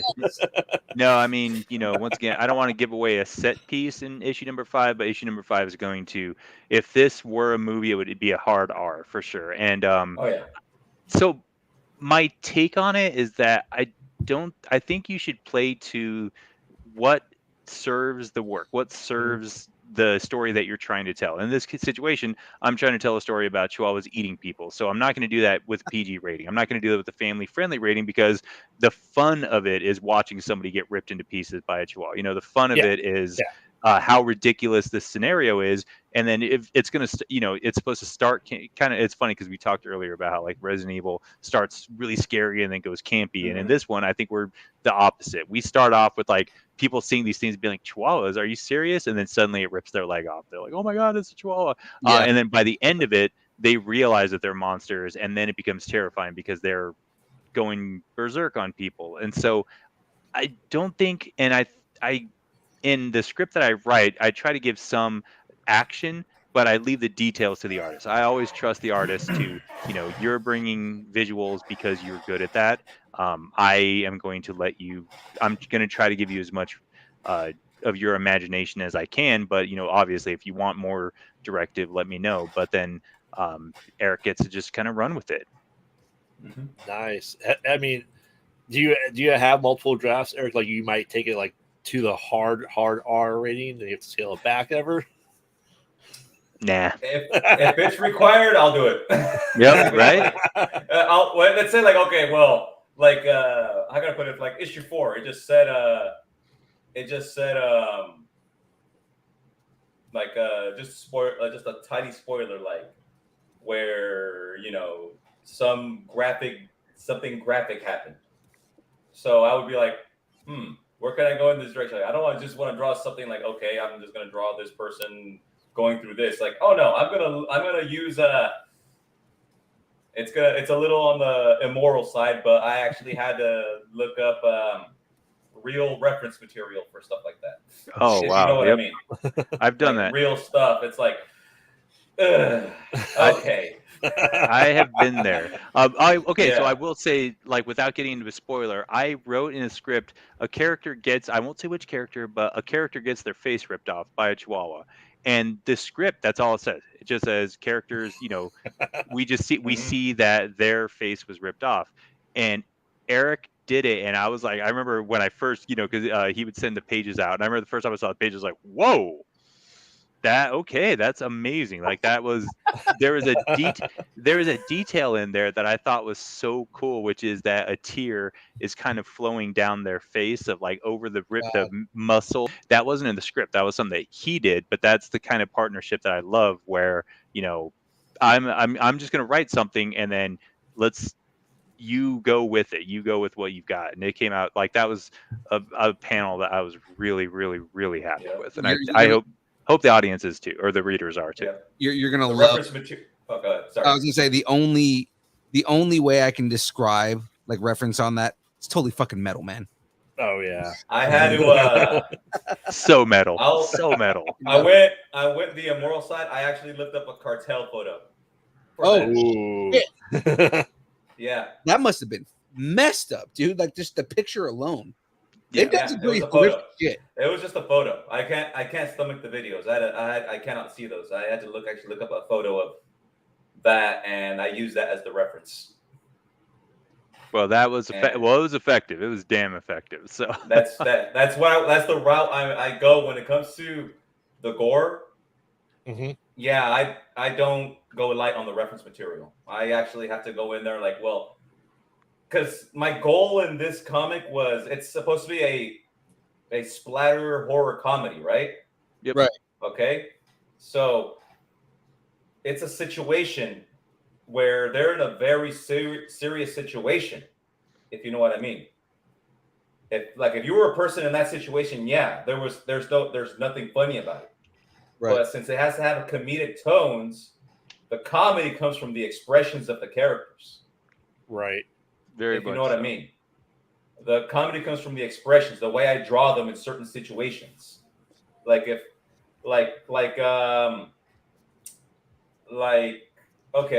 example, there's just a little detail of a panel where two characters are looking outside to see if the coast is clear of the house. I know exactly what you're talking about. Yeah, and I drew one of the characters looking out. It's just their shadow, kind of a basic looking shadow. Like, okay, whatever. Like, all right, it looks like the coast is clear. And one character says, "They fucking move already." So I drew that character with exaggerated pose and like extremely angry, cartoony eyes. So whenever they're dealing with a certain expression like anger, I exaggerate the expression of anger, like a cartoony expression. Fear, a cartoony expression of fear. If the situation is serious, I actually draw them with a serious expression. But if it's a scared in a comedic tone, I draw it in a comedic way. Like the big bulging eyes. When one of the characters get kicked in the balls, I drew him if a Warner Brothers cartoon gets kicked in the balls. Nerds! I also agree with James here. Some of this artwork on shirts, I would easily buy one. That is a goal. That is something that we're working towards. So I think Nate, feel free to drop a correction in the chat if I'm wrong, but I believe we're going to try to have some at Fan Fusion. I think as part of our Kickstarter as well, we do have some of that available. So nice. All right. Well, I just want the Biggie Smalls picture, man. that is by far my favorite piece of artwork for any of the covers, because like I like the Jaws one a lot. You know, the Chizilla one is pretty awesome. The one that we one. have for issue 4 with the Last of Us, where it's like the clicker. Yeah, that's That the one for me. I was like, I gotta get that on a shirt. it was good.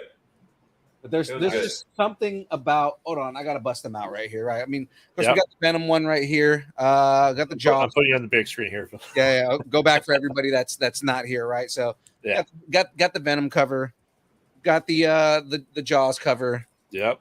We've got the Chizilla one. This is my favorite one. I love this so much. That is awesome. That Yeah, was and that dude who drew that, Victor Irizarry, he's a local dude here in Phoenix. He's a really good dude, and really happy with the work that he did on that. Yeah, I love that picture so much. It's just I'm a big. I mean, you know, I grew up listening to a lot of Biggie, a lot of Pac, everything like that. So that Born to Die picture from the album, that album cover is just, it's great. That's so cool. It is cool, big time. Also, I was gonna say I want to show right here in the camera.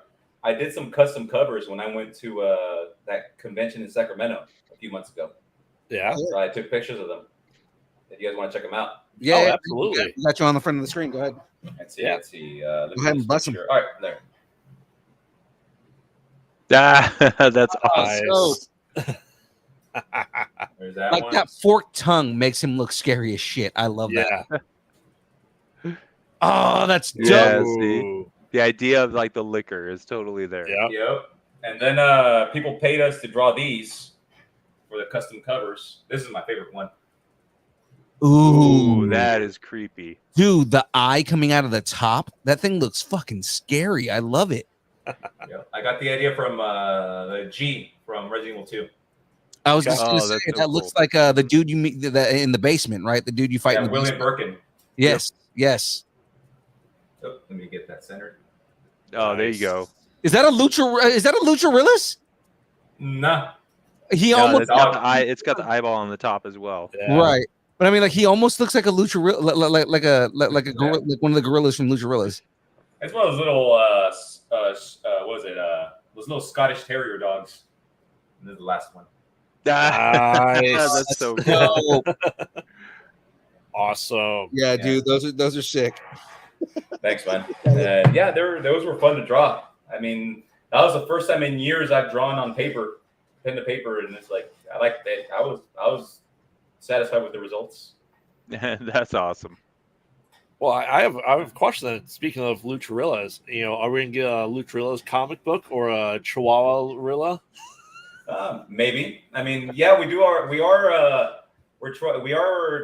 wanting to do a comic book to explain the lore of the Lucharillas. I mean, my wife was a big help in it. She came up with the way how the world was created and all that stuff through she was looking up like mythology from Africa. She was looking up African mythology, and the one I liked was the one of the god that was like in the form of a gorilla, and it vomited the universe. And we're gonna go that route. And pretty much the Lucharillas, it's like a sport. It's a sport that they do, and they do it to show their respects to that god, if you know what I mean. That's dope. And it's good. And the direction I want to go is where it's like a league, and there are heroes and villains, but it's gonna be structured like JoJo's Bizarre Adventure, where one arc they have a main character, and another arc it's another main character and stuff like that. Yeah, dude, I've been saying from the beginning that this needed a comic book. That Lucharillas needed a comic book. Oh yeah, we're gonna go in that direction with the comic, and I really do want to go with that. It's just brainstorming, getting it together. I already have a friend of mine who's a writer who wants to do it. He wants to write it out, and we're gonna go for it. We're just trying to get our name out there before we go that direction too. Right. You know, we have possible collaborations coming up. Like I said, possible. We don't know for sure if they're going to happen or not, but if they do, it's going to help us out big time. Very cool, man. It's Yeah, and it's just getting the name out there. Like they say with marketing, it's like people won't buy unless they don't know who you are. So it's like, okay, we gotta make them know who we are. Right. Yes, a Forz did just appear. A wild Forz appears. A wild Forz appears. Yes. Hey, how's it going? What's going on? Not much. Good Just for you to got join in. us. Awesome. So let's get back to learning a little bit more about you two. We discussed this. We have a couple questions. What would be the worst movie sequel ever made? People have talked about Passion of the Christ 2 or Titanic 2. I mean, what do you think is so bad that a sequel would just make it even worse? Dragon Ball Evolution. Oh my God. Oh, we there are you go. not ever going to mention that ever again. That God. That was the first movie that came to mind. If we're ever going to talk about a movie that should have never been made, Dragon Ball Evolution was the worst. Nice. I could just feel the anger from Phil. Livid that movie exists. That and Avatar, like those two movies, just should not be a thing. So Avatar: The Last Airbender or Avatar? No, the last. Yes. I actually like the Avatar movies. I don't like the fucking bastardized M. Night Shyamalan Last Airbender movie. M. Night Shyamalan Ding Dong. Shyamalan Ding Dong. What about you, David? I know as a horror fan, there's no such thing as a bad sequel. Because I personally love Jack Frost 2. Right? Jack Frost is hilarious. So I'm trying to think, man. Because that's the thing is that I find the good in like cheese, and so okay, The Thing should not. The prequel sucked. It should never ever get a sequel. And if they're talking about it right now, like Kurt Russell just said that there's like something in development. No, that the ending to that movie is so amazing because it's so ambiguous, and you're still thinking about which of them or either of them, both of them, who was in fact, it's like there's so much to it, and it makes all their sacrifices and everything that they had to go through pointless if like it turns out that you can answer that question kind of thing. And I don't know, it just I would hope that they would never touch that, leave that alone, let that crappy prequel with its crappy CGI die on its own, like prove that universe should not exist. Like it's an amazing movie as is, let it be. Yeah, the problem with the prequel is they did all realistic practical effects, and the studio came in and go over it with CG. I read that, yeah. So, and they're talking about The Thing being a series, which it'd be okay. I'd be okay with. Just the studios need to stay out, man. That's all it is. They just a lot of these studios, like it's cool. Keep let if you want to let a franchise continue, that's cool, but let the artists, do their art. Yeah. Absolutely. I am 100% in agreement. Although my backup answer for that was going to be The Happening. Speaking of Shyamalan, if we could do although I will be honest, I would absolutely, if they brought back Marky Mark, I would absolutely watch that because you would watch it just for Marky Mark. It was so bad. And it was he's the actor that ever since Andy Samberg did that Marky Mark Talks to Animals, I can't see anything that he's in without just laughing my ass off. Like, I would absolutely have him be like, "Hey, goat. Hey, what's up, butterfly?" Say hi to your mother for me. Yeah, exactly. What? No. But yeah, that movie sucked. Absolutely.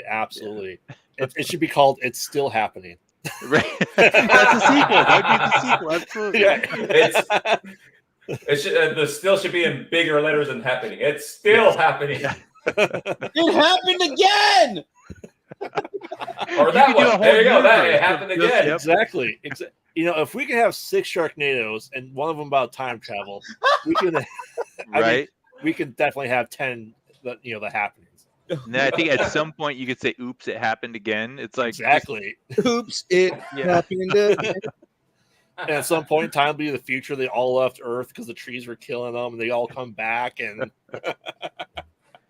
why is this happening again? It won't stop happening. It won't stop happening. Oh my god! I would add. Okay, I feel like we're onto something here. I feel like. And then they have a classic revival of What's Happening. There you go. You just mix those two together. Exactly. Like I said, you call it happened again, right? Just like, it happened again. Like, oh no. Oh no. Oh my Sorry, god. Sorry, that's troll. All right, so I want to know what are you guys currently nerding out on right now? What's something that you're kind of maybe binge watching or just reading or gaming on? Man, I've got so Yellow Jackets is my obsession right now. Yes. I love that show so much, and I am like, somebody. What's that? So finally got Grave finally got somebody he can agree. Yes. I have been on the Reddit after every episode, like looking through everybody's theories and like adding my own, and just I love, like, one of my big theories blew up this season, but I was totally happy with it because I was like, no, that's cool. It's fun to have something that is at the lore seems so endless, and the thing is, like, I know what a writer goes through, like, not that I've ever written for a network TV show, but like I know that, and having been in film production before and stuff, I know how oftentimes something's like a continuity error that you're just like, yes, you're right, that is a clue that you didn't notice, not the fact that we didn't anticipate this thing happening later down the road. And so I love, like, just the rabbit holes that it creates, and just the acting is amazing, the chemistry between the actresses and the actors are all amazing, and just the 90s nostalgia does it for me so much. Like, I can't think of a soundtrack that's gotten me going more than that. Actually, what the hell show did we just watch? Beef on Netflix. Whoever did the music direction for that, also awesome. Like, whatever I thought about the show, the music was all like 90s rock, and it was so cool. And then, like, Yellow Jackets just has that nostalgia factor for me as well as everything else going for it. So totally geeking out on that. I am playing a video game called Callisto Protocol that I'm not geeking out about that at all. He just finished, or both of these guys, Fours and we did live playthroughs of the entire game. Yeah. Okay, so why am I playing it wrong? Is the combat like incredibly, and the controls incredibly clunky, or is that just me? Oh, they're incredibly clunky, but that's on purpose. Because it's not supposed to be a combat game, right? Because it's supposed to be more survival. Survival, yeah. Okay. You gotta get Dead Space out of your head, and maybe that's what it is. It's the Resident Evil factor. It's that I just came off of playing Resident Evil 4, and I was like, how fluid everything goes. Then you get into the Callisto Protocol, and I was telling somebody it's like tank controls, but it's not tank controls. You just feel like you're operating a tank because it's like boom, boom, boom, like clumsy as all hell. Creature design is pretty cool. Atmosphere is pretty cool, but okay, I'll stick with it. That, thinking of it more as a survival game instead of an action horror game, I will approach it with that mindset. You go through a river of shit, just at some point. Yes. So there's that. So many jokes. We had so many jokes on that episode, man. It was just nothing but river of shit. Oh, that's great. All right, same question to you, Eric. What are you currently earning out on? Well, we're almost done with it, my wife and I, but Modern Family. Okay. Oh, that was a good show. I loved it. My sister and my wife all say I'm Phil. That's a good comparison. Yeah, they say I'm Phil, but when it comes to video games, I'm about to geek out on Street Fighter 6 tomorrow. Yes. Nice. Yep. Sandy Jacobs. It won't stop happening. I'm sorry, tomorrow? Yeah, it comes up tomorrow there, Mr. Forrest. What? We may have to forego something else instead for that. What? No way. Yeah. So I'm just you get it at 9. So I'm just throwing this out there, right? Because there is another show that's happening tomorrow on the network that you guys normally game on. Distance Nerding is available if you guys want to play it on Distance Nerding. Let's do it. Yes.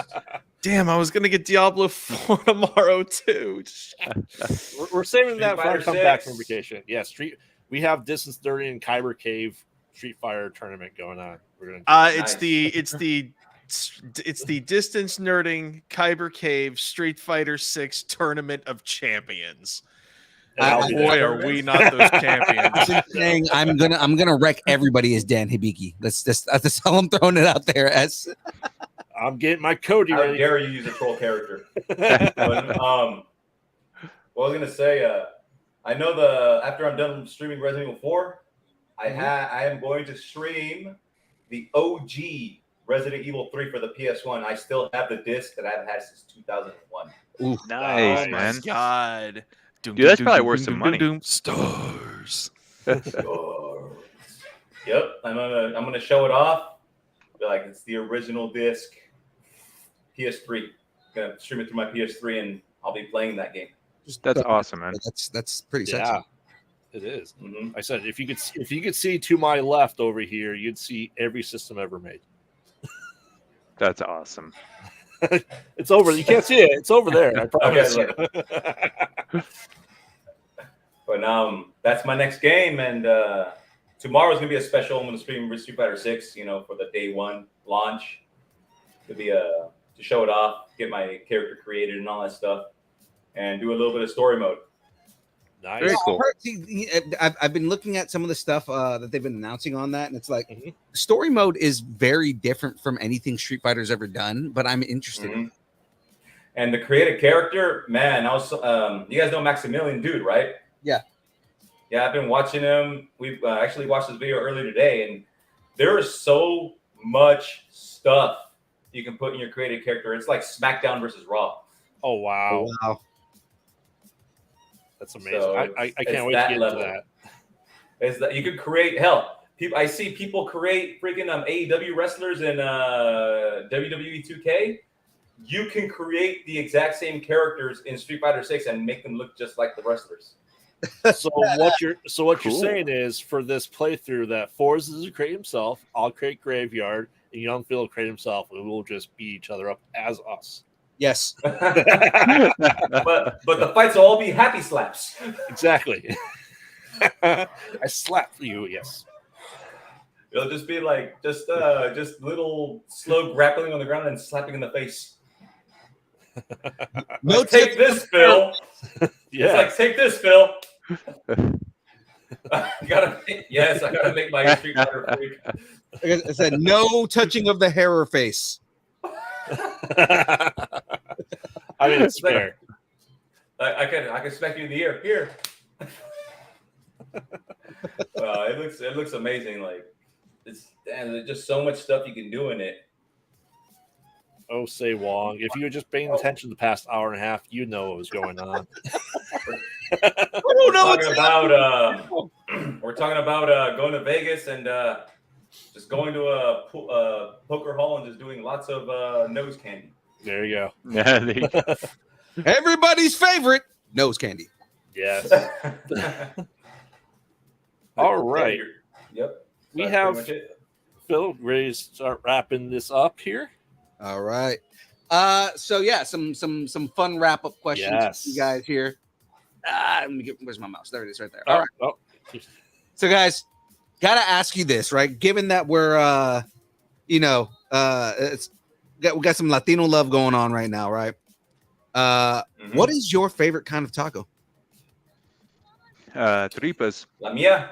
Ooh, Tripas. Tripa, bro. Like that's You're a brave guy. That Dude, is shit grew right up, grew up with it, man. Grew up with it, dude. It's like we boil them in a thing of a big old tub with onion, lemon, some garlic in there, and then you grill them up so that they're nice and you slow grill them first, and then you scorch them so that they get that nice crispiness to them. Oh my god, man, my mouth's watering just talking about it. That's stomach, right? Yep. That's stomach, right? Yeah. It's no, it's the so it's the udders from the cow, like you know where they milk it. It's the milk udders. Nice. So, but it's so funny, dude. Because like my wife, when she first heard about it, she was like, "Absolutely not," and now she loves them because I like made her like basically I just fed them to her one day without really letting her know what they were, and she loved them. And then I was like, and then I told her, and she's like, "All right, we're here, we're doing this." I would absolutely eat them, hands down. I saw Joel Hansen do like 50 of them. Yeah. So sopa de tripa. Oh, sorry, dude. Sorry, dude. I can't do organs. That's why I can't do organs. Oh. Sorry, Missing man. out. You're missing out, man. It's some good stuff. So you don't do I've tried them. Okay. For me, organs, it's a texture thing. It's a texture. Oh, you know, Yep. Yeah, because there's a saying I go by. When it comes to texture, it doesn't matter how you season it. It's the texture still there, and you're just not gonna like it. No, I'm the Yeah, same. that's I could see that. Yeah, and you're right. Like, there's nothing, because even I like, I like the chewiness with a little bit of char to it, so that there's a little bit crispy, but it's there. Like, no matter how you're seasoning it, yeah, that chewing on it, it's not going to change. Yeah, if your palate doesn't like the way it feels, it's never gonna be good. Mm-hmm. All right. So let's see, tacos. I gotta say, asada's my favorite, but I've tried adobada, and that's good too. Adobada's one of my favorites. Adobada is good. I mean, I was like, oh, the first time I tried it was in Guadalajara, and it was like straight, like fresh, and it was really good. If you like al pastor, you'll like adobada. Yeah, adobada's good. So what I would say though is that that is one of those recipes though that, like, you could really tell, like, carne asada. Every taco shop should be able to do a good carne asada. Yeah. But once you get into the al pastor and adobadas, that's where you need to find a place that does that really good, because not everybody can do that really good. Yep, al pastor has to be on the skewer that you cut. That's the best al pastor you can get. Yep, and if it's not, then there's something wrong there. And it's got. If I've been to taco spots, and the best pastor tacos was also in Guadalajara, and it was like eating that barbecued pork from the Chinese restaurants with the pineapple mixed in it. Ooh. Just to give you guys a real quick here, just to give you guys a update on what this looks like right now. Ooh, nice. Oh, that looks good. If you've ever been to the city, you know this is Salesforce Tower. My wife says this building is pointless and doesn't need to be as tall as it is. You've got the Bank of America building and then the finance building. So I mean, you got all that down over here. A couple other buildings that are in downtown, but then also Coit Tower is going to go right in front right here, and then this is going to become the Painted Ladies. Nice, looking good. That's awesome. Yeah, it is awesome. All right, let's go back here. So yeah, then there's one thing I did try. Sorry, in Mexico that I could never forget is an actual authentic quesadilla. Yes. An actual. So what makes an authentic quesadilla? They are the quesadillas we're used to here, where the cheese with the flour tortilla. Turns out that's not how you make them. Nope. Corn. Nope. It's like an empanada with the cheese inside, and then you pan fry it on oil, and it becomes like an empanada. So, and then you serve it on the side, and you put mole on top of it. Oh my god! Ooh. You put mole on top of it, and that's the real quesadilla right there. And then you go to Central America and ask for a quesadilla, and they give you something completely different. Yep, it's an empanada with cheese in it. And Well, no, it's covered with mole. Quesadilla in Central America is more like cheese bread. Oh, really? It's more like a bread than it is like a quesadilla. Like how we traditionally have it here. I know in Colombians, we have Colombian friends, and they made like their version of a quesadilla. It's like a pupusa, but with cheese inside of it. I forgot what they were called. My wife knows, but it was really good. Those are delicious with some refried beans, a little bit of cheese on it. I'm surprised at how many people don't know what pupusas are, but I mean that's also because there's not Central American food everywhere you go. So yeah, it's good, really good. Mm-hmm. So it's delicious, and I've had a Colombian rice. It's delicious as all hell. So it's learning a bunch of new things, new cultures, new ways of eating food, and all that stuff. Mm-hmm. You know what I mean? Expanding the palate.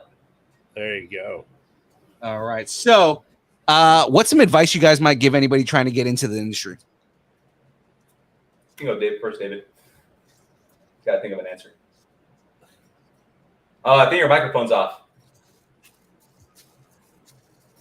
Uh-oh. Oop. Not hearing him. Yeah. All right, am I good? There Yep. we go. You know? Yeah. You're good. What I would say, man, is you gotta love it. If you don't love this, if you're not doing something that you feel passionate, if you're not trying to tell a story that you feel passionate about, if you're not drawing something that you feel passionate about, if you're not trying to share something that you think the world needs to see or hear, don't bother, because it is such a grind. It's so much work, and it's so soul breaking sometimes. And there's so many, you're going to get kicked a lot more than you're going to get congratulated. And if you love it, that's cool. If you love it, then you're here for that. If you love it, then if you're passionate about it, if you're trying to show the world something that you deeply believe in, then you will handle all of that. And if you're just here because you think it's sexy, or because you think like, hey, wouldn't this be cool if I get people to buy this comic book and stuff like that? Like, if your intentions are anything outside of a passion to start with, um, and it's going to be rough. And it's a tough industry. It's brutal. Everything in the arts right now is brutal because everything's been commoditized and people are trying to figure out. It's like things are streaming so much and everything now that's like, getting your work into the hands of people who believe in it and who love it. It's harder and harder, even though there's more avenues available. If that makes any sense, it shouldn't, but it is. And so I always tell people, man, it's like, do this because this is all that you want to do. Right. This is not a side Mhm. hustle. This is not something that you do because you think it'd be fun. Because it is fun if this is all the if you're passionate about it, it is fun. But man, I've seen too many people start off for the wrong reasons and just get beaten down by it, or like not put in like 12 pages of a 20-page book and then give up because they didn't realize how much work it was going to be. And I'm like, okay, so you just left this incomplete work because you weren't prepared for how much it's going to take. And it's going to take a lot. It's going to take way more than you think it's going to take. But, once again, if this is your passion, then you'll be here for it. So, find that passion first. Mhm. Love that. I agree. Yeah. What I could add to that is get yourself out there. Yep. If you're an artist and you don't like social media, nobody's gonna know who you are. Oh, yeah. Nobody will know who you are. You need to, if you want, nowadays you got to adapt to the new ways that things are done. So if you're an artist, get your art out there. Keep posting things. Just post. Right. Stories. Whether it's a story, whether it's a post, whether it's a reel, it doesn't matter. Just get it out there. That's all I can say. That's what I've been doing a lot, as much as I can. I mean, sometimes I'm a little scarce on my posts, but I do post like stories of other artists, of my own stuff. It's just stay active on there, and just your audience will grow as you go by. Yeah, And absolutely. you'll get noticed. You'll get noticed eventually. It took me so long to get noticed, but I just didn't give up. I'm at a point right now in doing this where I'm just too deep in to give up.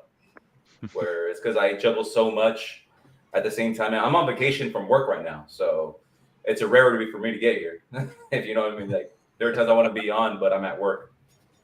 Right. No, and I know that just personally, with the relationship that we've grown over the past couple years. Like, yeah, I know how hard it is for you to get on shows and everything like that. So exactly, and the goal is like my goal and this right here is to draw full time, and this project is going to really help me reach that goal. So I really appreciate David and Nate and Josh for getting me on board, and Virginia. Absolutely, man. Yeah, so this could be my ticket to do this full time, and just posting all the time, posting as much as possible is what helped me get there. Yeah, man. And I think that's. Sorry, go ahead. Sorry. And I said, and keep practicing. Don't stop drawing. Keep practicing, and know that one thing I always tell in my head is there's always room for improvement. yes, I'm not a perfect artist. There's always room for improvement, and I'm always willing to learn new things. Don't be stubborn. One thing I tell people all the time is that learn different styles. Don't just stick to one. I had a friend of mine who who wanted to draw, but he wanted to stick to solely anime. And I said, no, dude, you got to learn this stuff too. And he didn't want it. He's like, no, I don't want it. I'm like, then you're not going to evolve. Yeah. Right.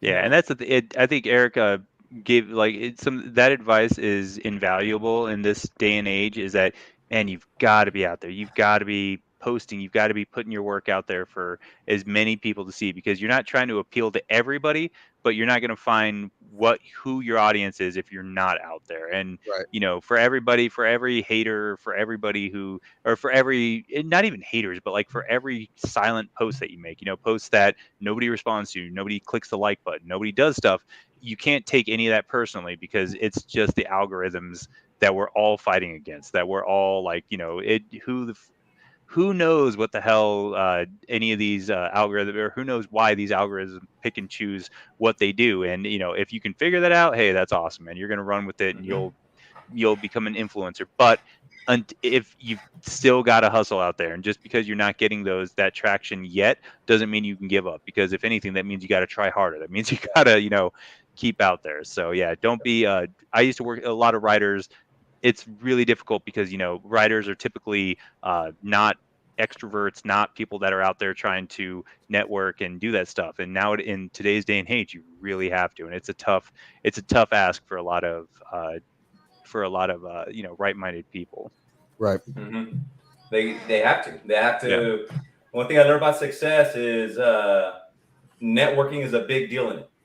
Networking is it's probably the biggest part in success is networking, connections. Right.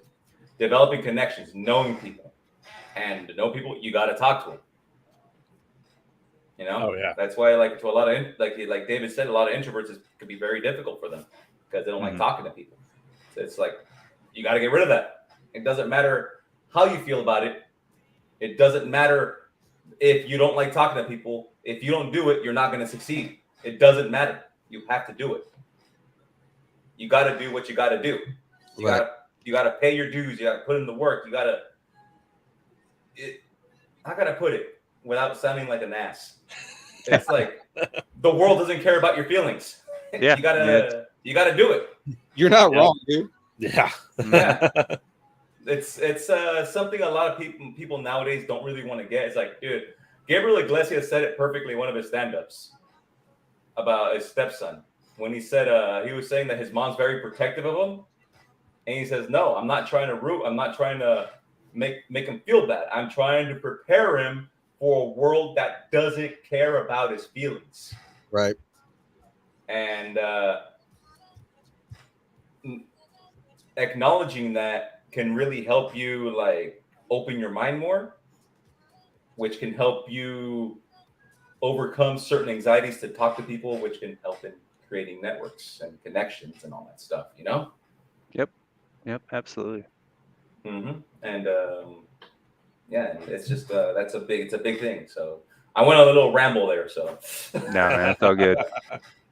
I used to wonder sometimes, especially in the entertainment industry. I lived in LA for a few years, and I worked in Los Angeles. Worked in film production for a while, and it was like, how many of these untalented, terrible people got to be where they were, and it's because they networked, man. They networked their ass off, and some of them were born into it, but a lot of them that's just what they did. They just schmoozed and put themselves out there and wouldn't stop talking about themselves. And it's like, some of your peers might think that that's incredibly aggravating, and it can be. And if you do it wrong, you can burn a lot of bridges. But if you're doing it the right way, it doesn't, you're going to be top of mind for when somebody's like, hey, I've got a project that needs another set of eyes on it. I'm going to remember this guy because they were front and center and they introduced themselves to me and talked about who they were and what they wanted to do. I'm going to call them up. And the next thing you know, that person's attached to a project that goes places. And then they've got, entrenched influence in this industry. And it's like, versus a lot of very talented people I know that either first hit that they took, they bailed, or just never got that foot in the door because they weren't out there, talking about themselves and showing what they could do. So yeah, man. It's all about selling yourself. Yep. Nobody else is going to sell you. You got to do it. Yep. Just like Phil and James always says, get yourself over. Put yourself over. I was just going to say that. Yep. Put yourself over. You have to put yourself over. Yep. That's how wrestlers succeed, is that they go and They got to go out there and connect with the crowd. Mm-hmm. That's how you become a big name. I still remember what was that dude's name, man, from WWE a while back, Zack Ryder. He started his own YouTube show. You know, he's just started doing his own thing, and he was like, he wasn't getting any love from Vince McMahon. He started a YouTube show about himself, about trying to get over and how difficult it was. And I remember like that really connected with me as like somebody who's like struggling to, and whether or not you liked him, whether or not you liked his shtick or anything like that, but it was like he did it his own. He got that side audience. And then what's funny is that Vince McMahon ended up screwing him because he was like, well, you didn't do it my way, so I'm not going to give you any love. But he was able to like make a career for himself. And now he's going by Mike Cardona, his own name and everything like that, and doing his shtick. But like, you know, he didn't, instead of waiting for somebody to give him the opportunity, he just made his own opportunity. You know, he figured out a way to get it done. And there's a lot to be said for that. And Matt Cardona. And right now he's the biggest wrestler in the independent scene. Right now, Matt Cardona. That's awesome. He's the number one in the independent. He's number one. So, and he earned it. He busted his ass, and he got there. Right before him, it was Cody Rhodes. Yeah. So that's the thing is like, you gotta take it. You gotta take the risk and do it. So I gotta ask you guys another question here, just because we gotta continue here. Who would win in a fight? Beefy or Pac-Man from Blade? I'm trying to remember the characters. It's been a long time since I've seen Blade. Beefy was Triple H's dog. Triple H's dog. Oh, okay. I didn't see that one. Sorry. Which one was Pac-Man? Pac-Man was Triple H's dog. Oh, Pac-Man was Triple H's dog. Oh, okay. Fifi's the character that first got introduced that has the opening mouth. And it's I don't think the character's been introduced in the book yet, but it's one of the art pieces for the Chihuahuas. Yeah. Oh, Fifi, hands down. Fifi would eat it. Would eat Pac-Man. Pac-Man's a vampire. He's bound by the limits of that versus a constant mutation that is continuing to, you know, drive it to bigger and better things. Plus, too, Pac-Man, I believe, was a Pekingese. So yes.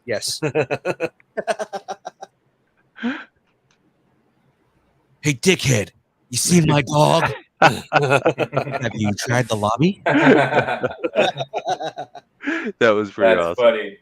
That was funny. So guys, what's next for you? I've got a horror movie that I wrote called Big Buck Massacre. It's about a sales team in the forests of Wisconsin who are on like a corporate sales retreat, and they're getting hunted by a zombie deer. So that is in post-production. It's a campy horror comedy. I feel like I've written myself into a corner where now I'm just like the campy monster movie or monster guy. But it's a lot. It's a very low budget, but it's a lot of fun from what I've seen. I've only seen a work print so far, but hopefully that'll be out in the next few months. And then I've been doing some comics for a company called Aquatus, who does the OMG horror anthology, and I'm doing a series for them called The Adventures of Gabe's Cave. And then we've got a really fun, I don't think I'm allowed to say anything about it, but Nathan knows about it, and there's a horror franchise that we're going to be doing a comic book about, and I am stoked because it's one of my favorite horror franchises. So, oh man, nice, good stuff, man. I can't wait to see all of that. I was going to say, hopefully I'm involved about the movie. Hopefully I get involved. So we'll be reaching out. Sweet. Yeah, I'm in the midst of trying to write a. Yeah, I'm trying to write a scare B&B. What? Oh, that sounds great, cool. Dude. That title is awesome. That is a good title. That's a good title. Gives me a Ash versus Evil Dead vibe. Which is perfect because that's his favorite character of all time. Oh, Ash is awesome. Ash that's my son's name. He's born on Bruce Campbell's birthday, so that's awesome. The stars aligned, man. The stars aligned. Oh yeah. One of my proudest moments in life was Bruce Campbell called my wife a babe. So I was like, all right, cool. Bruce Campbell is the status of Keanu Reeves. He's just loved by everybody. Absolutely. Is that a movie that you're writing, or is that a comic book? It's a movie. I just want to do a short 45-minute movie. I'm writing with one of our other producers on our other channel, and we want to do it. And hopefully, when I go out to California, we're going to film it. Oh my god, Nice. that sounds so cool. Please keep me posted. That sounds awesome. I want Yes. to hear. Keep me updated too, man. I want to hear about this. Oh, yeah. Eric's gonna be an extra in the movie. I'm all for it. The premise is it's a Airbnb, but it's run by a cult. Ooh. Very cool. Please tell me Rambo is in it to be the one to fight against the cult. I'm your worst nightmare. I don't know. I was just trying to.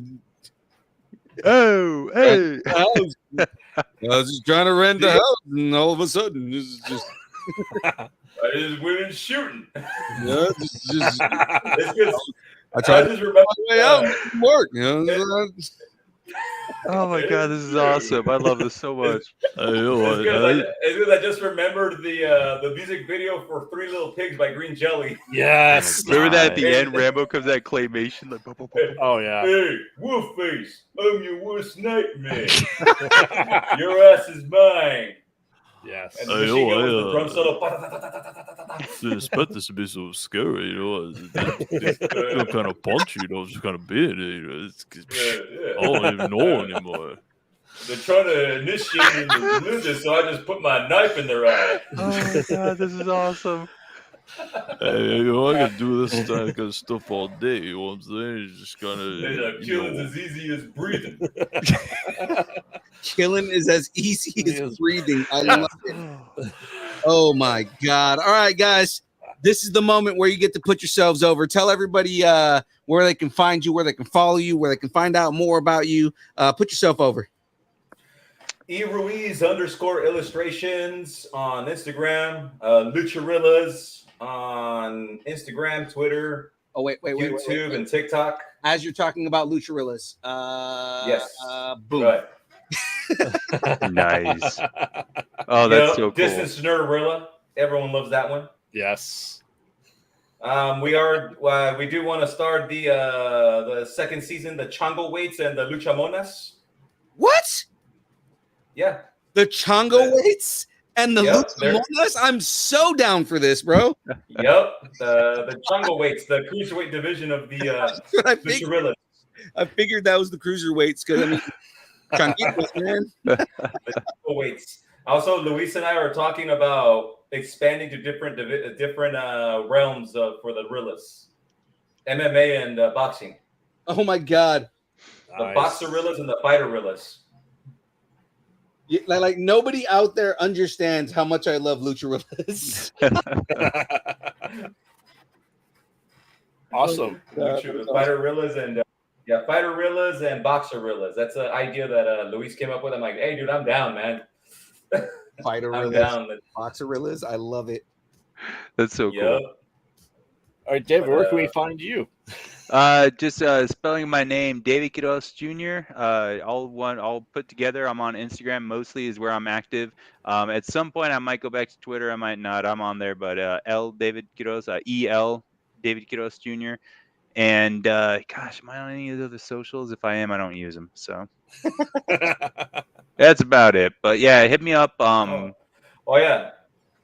Oh yes, sir. Yeah, he'll hit you up. I usually, I follow you on Instagram. But I also started a new streaming channel, Mustang Game Time on Kick. Nice.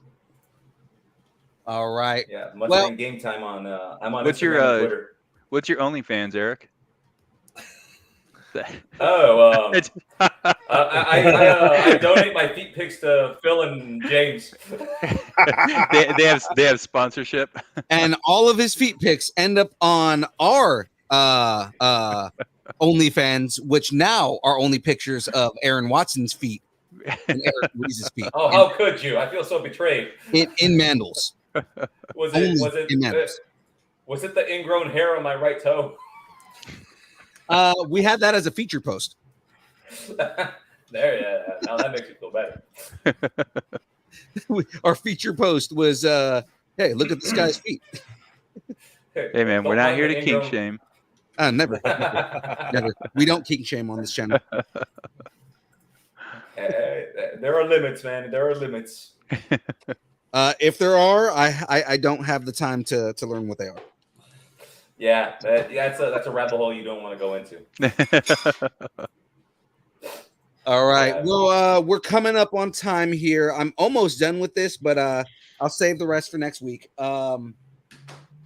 Outside of that, sorry for anybody that came in to jump into the bracket. We had too much fun with this interview, so we didn't end up doing the bracket. But from here on out, guys, of course, Fours, put yourself over. Let everybody know where they can find you.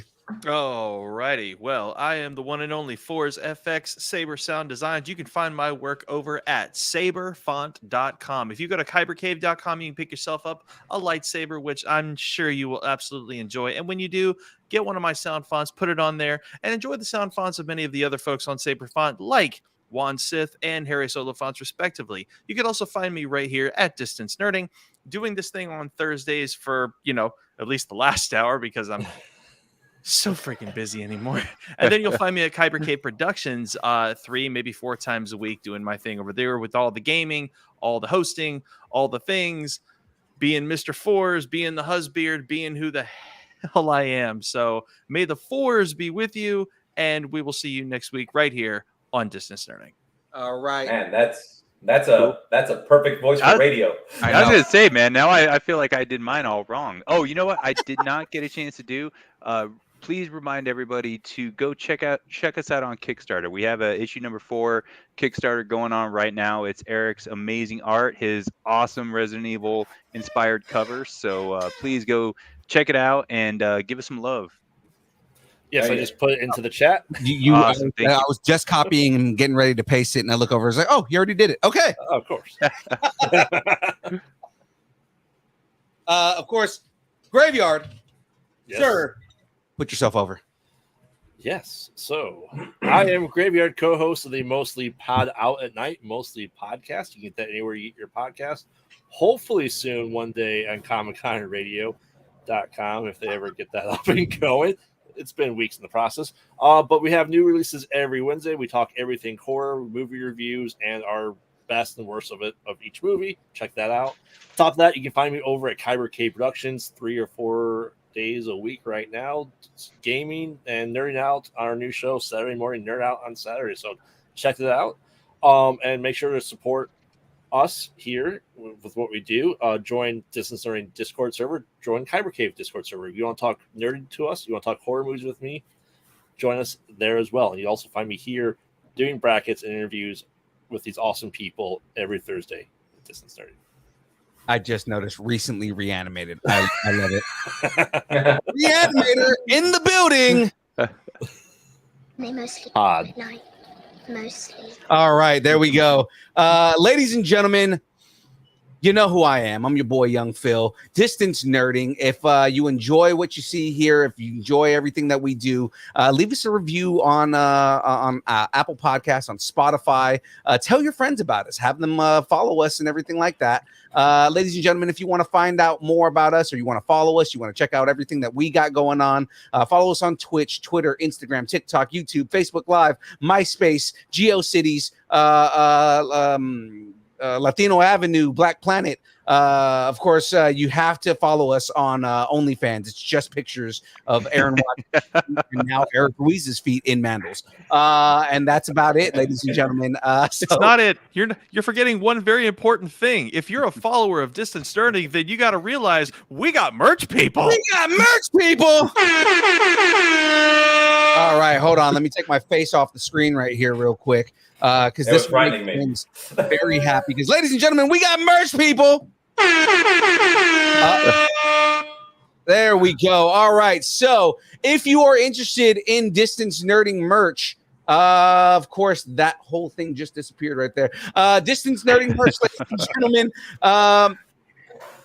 Hats. If you would like a hat like the one that Graveyard has on his head, or of course the only ones that we actually still have in stock, which are the Galaxy Gray right here, they are $30, $35 per hat, $30 if you want multiples. Of course, we have shirts if you're interested in a Distance Nerding shirt. Distance Nerding shirts go for $20 if you're local to the Sacramento area, $25 if we have to ship it to you. We have every size available at the moment. And of course, if you want to explore more of the Distance Nerding universe and our shared multiverse, of course, you can go to lucharillas.com and check out that Distance Nerdarilla.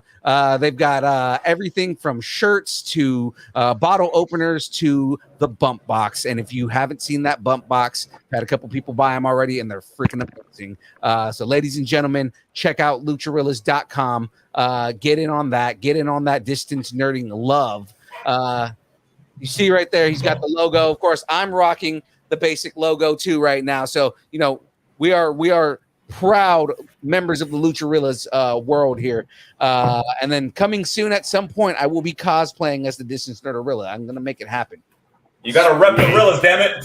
Rep the Rillas. Somebody did a Donkey Kong cosplay, and they did like a whole upright like Donkey Kong costume. Yeah. And I want to just do that with a singlet on it that has the Distance Nerding logo on it. I'm just going to run around and mess with everybody. Don't forget the mask. That's awesome. The mask too, but the mask is probably going to have to be custom made. So, with that all being said, ladies and gentlemen, that is it from us. That is it for this week of the Distance Nerding world. I do apologize. We're not going to be doing a game stream this Monday, mainly because I haven't done it for the last 2 weeks. I'm sorry, guys, but work has gotten in the way, and I have to prioritize paying for everything that we do on the show. So, but we will be back on Tuesday with the download. We're going to be talking news, rumors, all that kind of stuff.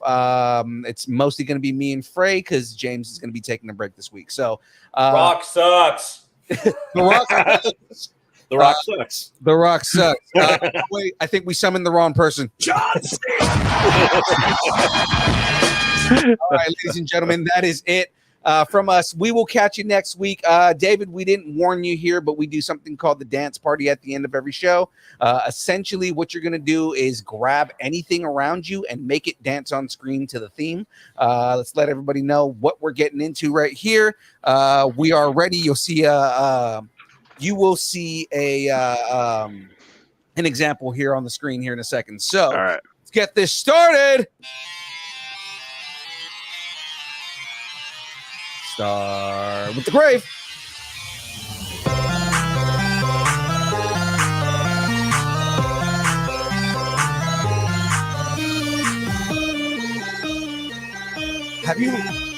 Do you know the good word of our Lord and Savior Cthulhu? Oh, yes. Distance Nerding.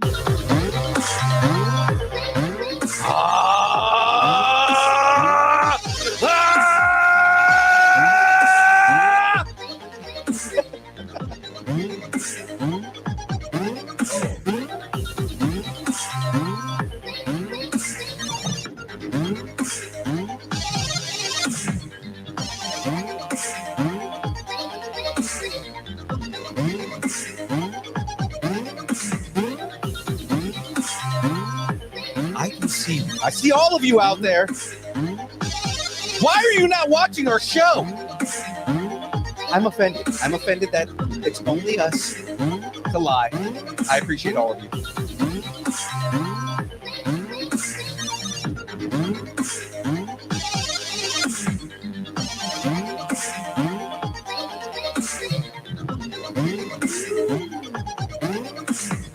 We'll see everybody next week.